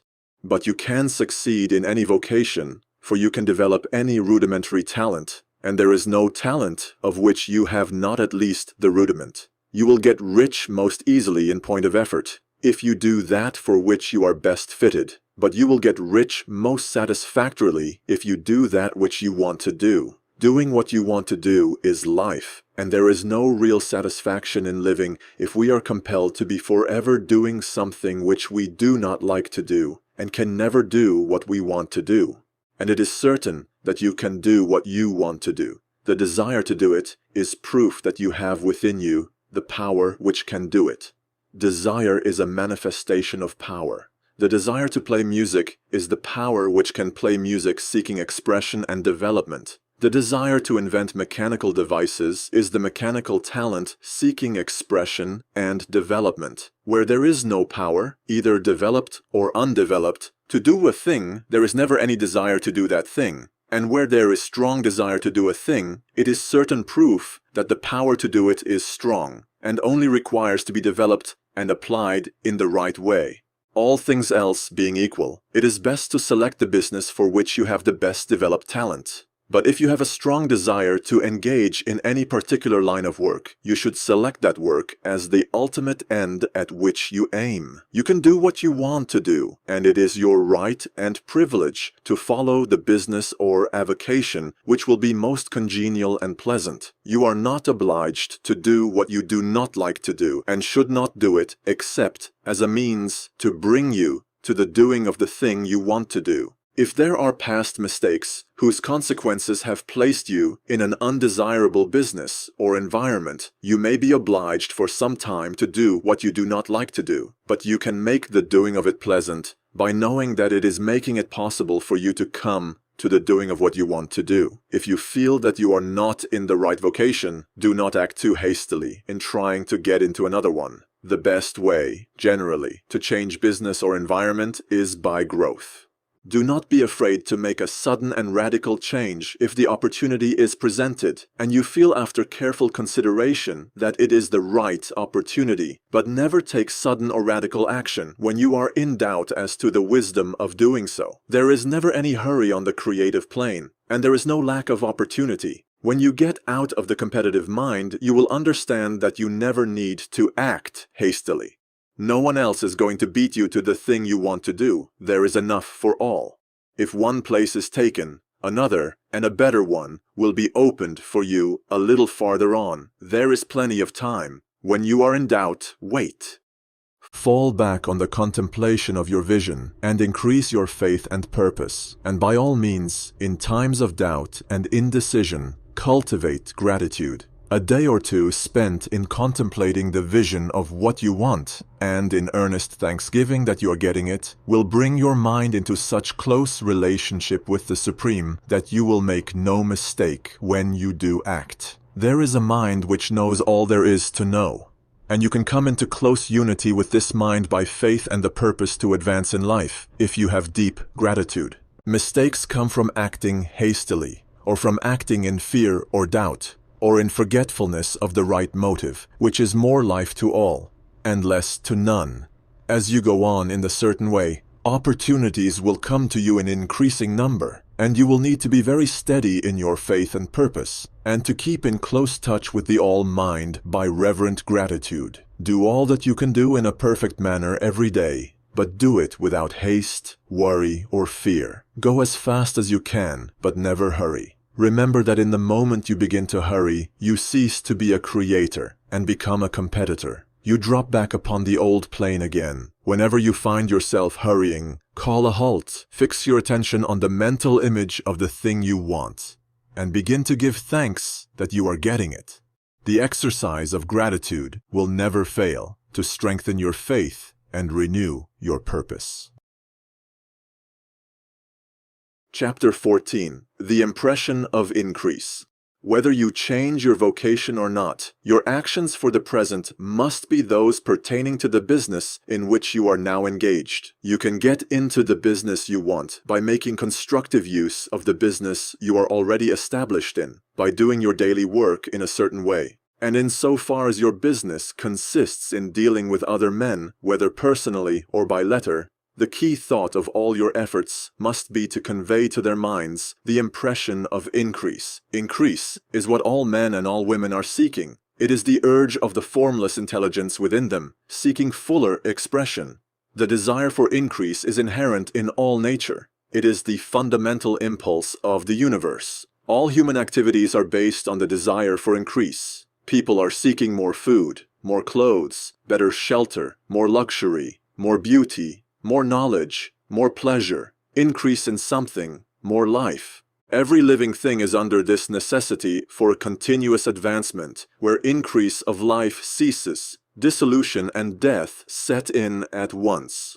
Man instinctively knows this, and hence he is forever seeking more. This law of perpetual increase is set forth by Jesus in the parable of the talents. Only those who gain more retain any. From him who hath not shall be taken away even that which he hath. The normal desire for increased wealth is not an evil or a reprehensible thing.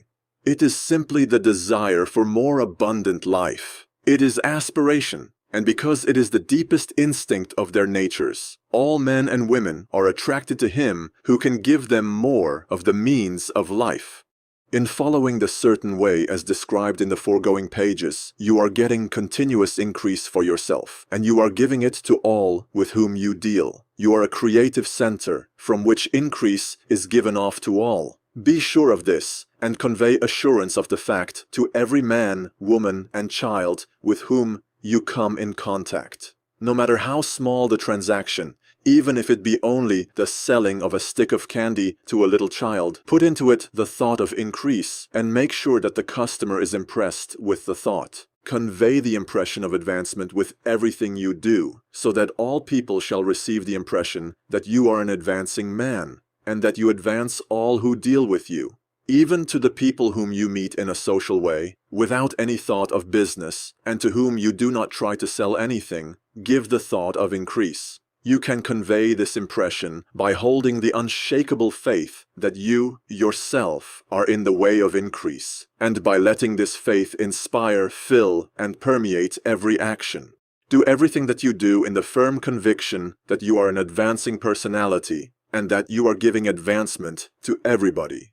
Feel that you are getting rich, and that in so doing you are making others rich and conferring benefits on all. Do not boast or brag of your success or talk about it unnecessarily. True faith is never boastful. Wherever you find a boastful person, you find one who is secretly doubtful and afraid. Simply feel the faith and let it work out in every transaction. Let every act and tone and look express the quiet assurance that you are getting rich, that you are already rich. Words will not be necessary to communicate this feeling to others. They will feel the sense of increase when in your presence and will be attracted to you again. You must so impress others that they will feel that in associating with you, they will get increase for themselves. See that you give them a use value greater than the cash value you are taking from them. Take an honest pride in doing this, and let everybody know it, and you will have no lack of customers. People will go where they are given increase, and the Supreme, which desires increase in all, and which knows all, will move toward you, men and women who have never heard of you. Your business will increase rapidly, and you will be surprised at the unexpected benefits which will come to you. You will be able from day to day to make larger combinations, secure greater advantages, and to go on into a more congenial vocation if you desire to do so. But in doing all this, you must never lose sight of your vision of what you want, or your faith and purpose to get what you want. Let me here give you another word of caution in regard to motives. Beware of the insidious temptation to seek for power over other men. Nothing is so pleasant to the unformed or partially developed mind as the exercise of power or dominion over others. The desire to rule for selfish gratification has been the curse of the world. For countless ages, kings and lords have drenched the earth with blood in their battles to extend their dominions. This, not to seek more life for all, but to get more power for themselves. Today, the main motive in the business and industrial world is the same. Men marshal their armies of dollars and lay waste the lives and hearts of millions in the same mad scramble for power over others. Commercial kings, like political kings, are inspired by the lust for power. Jesus saw in this desire for mastery the moving impulse of that evil world he sought to overthrow. Read the 23rd chapter of Matthew and see how he pictures the lust of the Pharisees to be called master, to sit in the high places, to domineer over others, and to lay burdens on the backs of the less fortunate. And note how he compares this lust for dominion with the brotherly seeking for the common good, to which he calls his disciples. Look out for the temptation to seek for authority, to become a master, to be considered as one who is above the common herd, to impress others by lavish display, and so on. The mind that seeks for mastery over others is the competitive mind, and the competitive mind is not the creative one. In order to master your environment and your destiny, it is not at all necessary that you should rule over your fellow men. And indeed, when you fall into the world's struggle for the high places, you begin to be conquered by fate and environment, and your getting rich becomes a matter of chance and speculation. Beware of the competitive mind. No better statement of the principle of creative action can be formulated than the favorite declaration of the late Golden Rule Jones of Toledo. What I want for myself, I want for everybody. Chapter 15. The Advancing Man.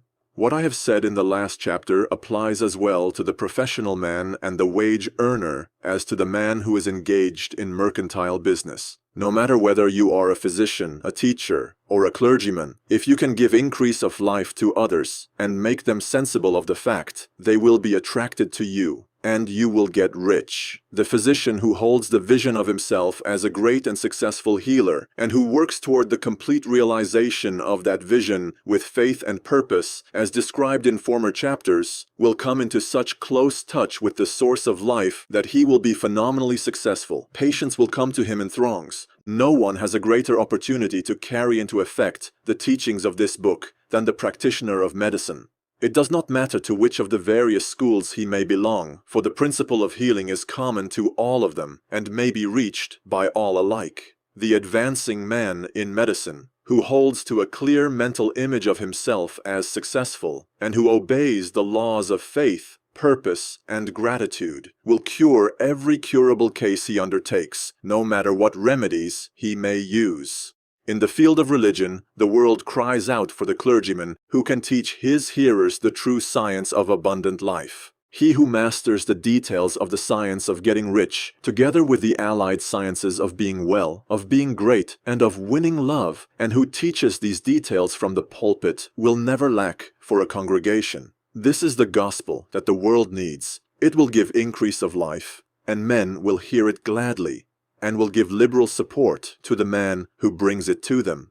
What is now needed is a demonstration of the science of life from the pulpit. We want preachers who can not only tell us how, but who, in their own persons, will show us how. We need the preacher who will himself be rich, healthy, great, and beloved, to teach us how to attain to these things. And when he comes, he will find a numerous and loyal following. The same is true of the teacher who can inspire the children with the faith and purpose of the advancing life. He will never be out of a job. And any teacher who has this faith and purpose can give it to his pupils. He cannot help giving it to them if it is part of his own life and practice. What is true of the teacher, preacher, and physician is true of the lawyer, dentist, real estate man, insurance agent, of everybody. The combined mental and personal action I have described is infallible. It cannot fail. Every man and woman who follows these instructions steadily, perseveringly, and to the letter will get rich. The law of the increase of life is as mathematically certain in its operation as the law of gravitation. Getting rich is an exact science. The wage earner will find this as true of his case as of any of the others mentioned. Do not feel that you have no chance to get rich because you are working where there is no visible opportunity for advancement, where wages are small and the cost of living high. Form your clear mental vision of what you want and begin to act with faith and purpose. Do all the work you can do every day and do each piece of work in a perfectly successful manner. Put the power of success and the purpose to get rich into everything that you do. But do not do this merely with the idea of currying favor with your employer, in the hope that he, or those above you, will see your good work and advance you. It is not likely that they will do so. The man who is merely a good workman, filling his place to the very best of his ability, and satisfied with that, is valuable to his employer. And it is not to the employer's interest to promote him. He is worth more where he is. To secure advancement, something more is necessary than to be too large for your place. The man who is certain to advance is the one who is too big for his place, and who has a clear concept of what he wants to be, who knows that he can become what he wants to be, and who is determined to be what he wants to be. Do not try to more than fill your present place with a view to pleasing your employer. Do it with the idea of advancing yourself. Hold the faith and purpose of increase during work hours, after work hours, and before work hours. Hold it in such a way that every person who comes in contact with you, whether foreman, fellow workman, or social acquaintance, will feel the power of purpose radiating from you, so that everyone will get the sense of advancement and increase from you. Men will be attracted to you, and if there is no possibility for advancement in your present job, you will very soon see an opportunity to take another job. There is a power which never fails to present opportunity to the advancing man who is moving in obedience to law. God cannot help helping you if you act in a certain way. He must do so in order to help himself. There is nothing in your circumstances or in the industrial situation that can keep you down. If you cannot get rich working for the Steel Trust, you can get rich on a 10-acre farm. And if you begin to move in a certain way, you will certainly escape from the clutches of the Steel Trust and get onto the farm or wherever else you wish to be. If a few thousands of its employees would enter upon the certain way, the Steel Trust would soon be in a bad plight. It would have to give its working men more opportunity or go out of business. Nobody has to work for a trust. The trusts can keep men in so-called hopeless conditions only so long as there are men who are too ignorant to know of the science of getting rich, or too intellectually slothful to practice it. Begin this way of thinking and acting, and your faith and purpose will make you quick to see any opportunity to better your condition. Such opportunities will speedily come, for the Supreme, working in all and working for you, will bring them before you. Do not wait for an opportunity to be all that you want to be. When an opportunity to be more than you are now is presented and you feel impelled toward it, take it. It will be the first step toward a greater opportunity. There is no such thing possible in this universe as a lack of opportunities for the man who is living the advancing life. It is inherent in the constitution of the cosmos that all things shall be for him and work together for his good, and he must certainly get rich if he acts and thinks in the certain way. So let wage-earning men and women study this book with great care and enter with confidence upon the course of action it prescribes. It will not fail. Chapter 16. Some cautions and concluding observations. Many people will scoff at the idea that there is an exact science of getting rich, holding the impression that the supply of wealth is limited. They will insist that social and governmental institutions must be changed before even any considerable number of people can acquire a competence. But this is not true. It is true that existing governments keep the masses in poverty, but this is because the masses do not think and act in the certain way. If the masses begin to move forward as suggested in this book, neither governments nor industrial systems can check them. All systems must be modified to accommodate the forward movement. If the people have the advancing mind, have the faith that they can become rich, and move forward with the fixed purpose to become rich, nothing can possibly keep them in poverty. Individuals may enter upon the certain way at any time, and under any government, and make themselves rich, and when any considerable number of individuals do so under any government, they will cause the system to be so modified as to open the way for others. The more men who get rich on the competitive plane, the worse for others. The more who get rich on the creative plane, the better for others. The economic salvation of the masses can only be accomplished by getting a large number of people to practice the scientific method set down in this book and become rich. These will show others the way and inspire them with a desire for real life, with the faith that it can be attained, and with the purpose to attain it. For the present, however, it is enough to know that neither the government under which you live nor the capitalistic or competitive system of industry can keep you from getting rich. When you enter upon the creative plane of thought, you will rise above all these things and become a citizen of another kingdom. But remember that your thought must be held upon the creative plane. You are never for an instant to be betrayed into regarding the supply as limited, or into acting on the moral level of competition. Whenever you do fall into old ways of thought, correct yourself instantly, for when you are in the competitive mind, you have lost the cooperation of the mind of the whole. Do not spend any time in planning as to how you will meet possible emergencies in the future, except as the necessary policies may affect your actions today. You are concerned with doing today's work in a perfectly successful manner, and not with emergencies which may arise tomorrow. You can attend to them as they come. Do not concern yourself with questions as to how you shall surmount obstacles which may loom upon your business horizon, unless you can see plainly that your course must be altered today in order to avoid them. No matter how tremendous an obstruction may appear at a distance, you will find that if you go on in the certain way, it will disappear as you approach it, or that a way over, through, or around it will appear. No possible combination of circumstances can defeat a man or woman who is proceeding to get rich along strictly scientific lines. No man or woman who obeys the law can fail to get rich, any more than one can multiply 2 by 2 and fail to get 4.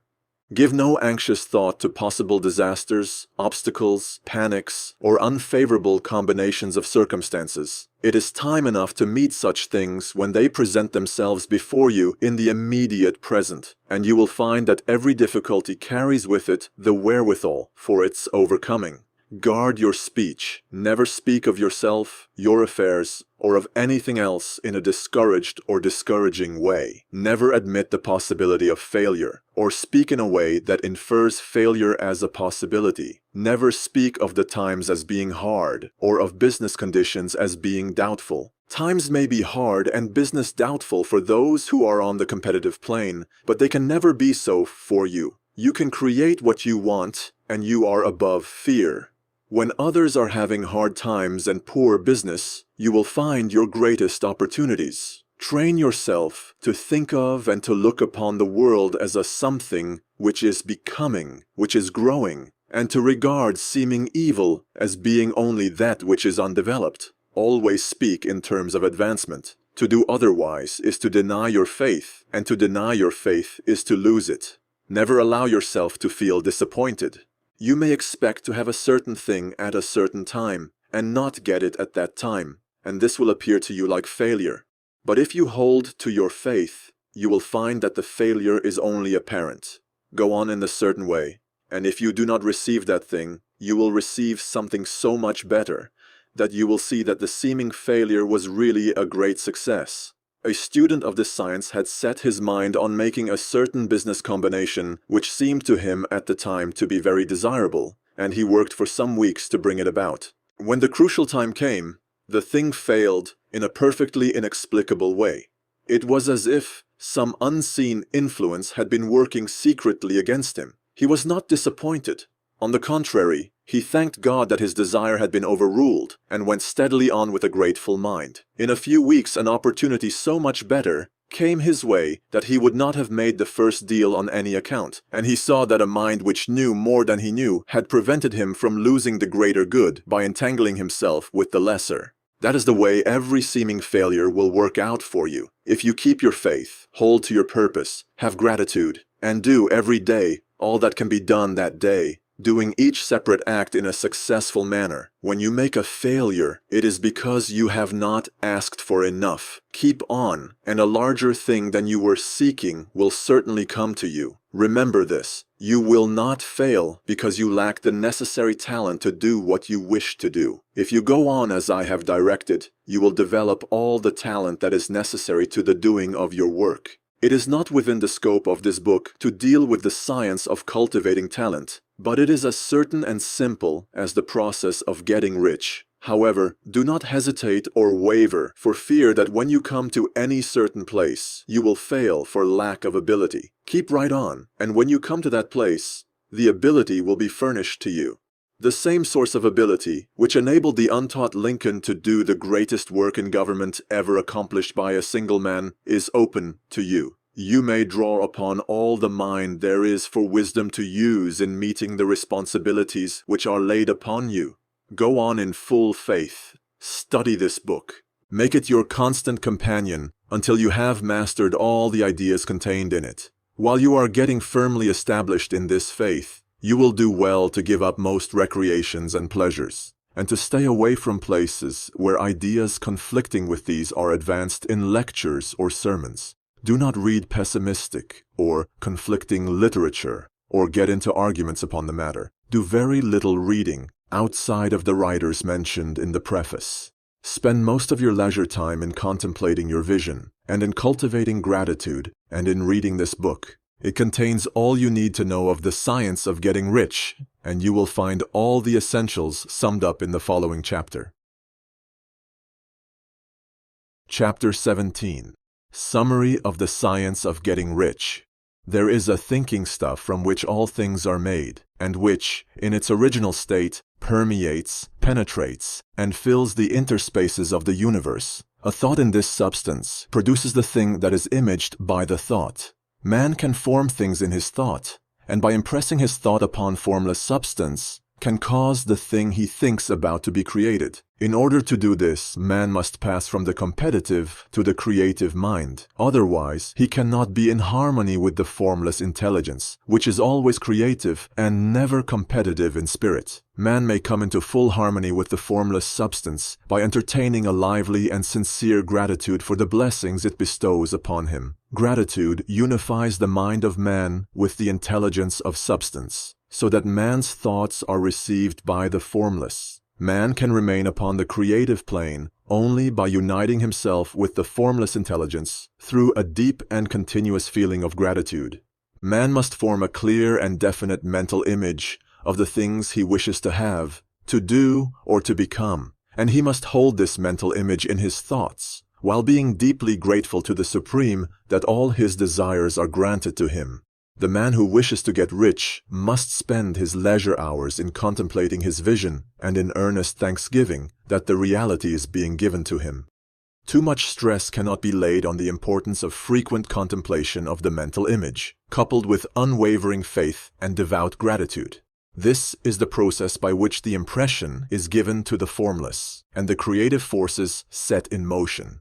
The creative energy works through the established channels of natural growth and of the industrial and social order. All that is included in his mental image will surely be brought to the man who follows the instructions given above and whose faith does not waver. What he wants will come to him through the ways of established trade and commerce. In order to receive his own when it shall come to him, man must be active, and this activity can only consist in more than filling his present place. He must keep in mind the purpose to get rich through the realization of his mental image, and he must do, every day, all that can be done that day, taking care to do each act in a successful manner. He must give to every man a use value in excess of the cash value he receives, so that each transaction makes for more life. And he must so hold the advancing thought that the impression of increase will be communicated to all with whom he comes in contact. The men and women who practice the foregoing instructions will certainly get rich, and the riches they receive will be in exact proportion to the definiteness of their vision, the fixity of their purpose, the steadiness of their faith, and the depth of their gratitude. Thank you for listening to this audiobook.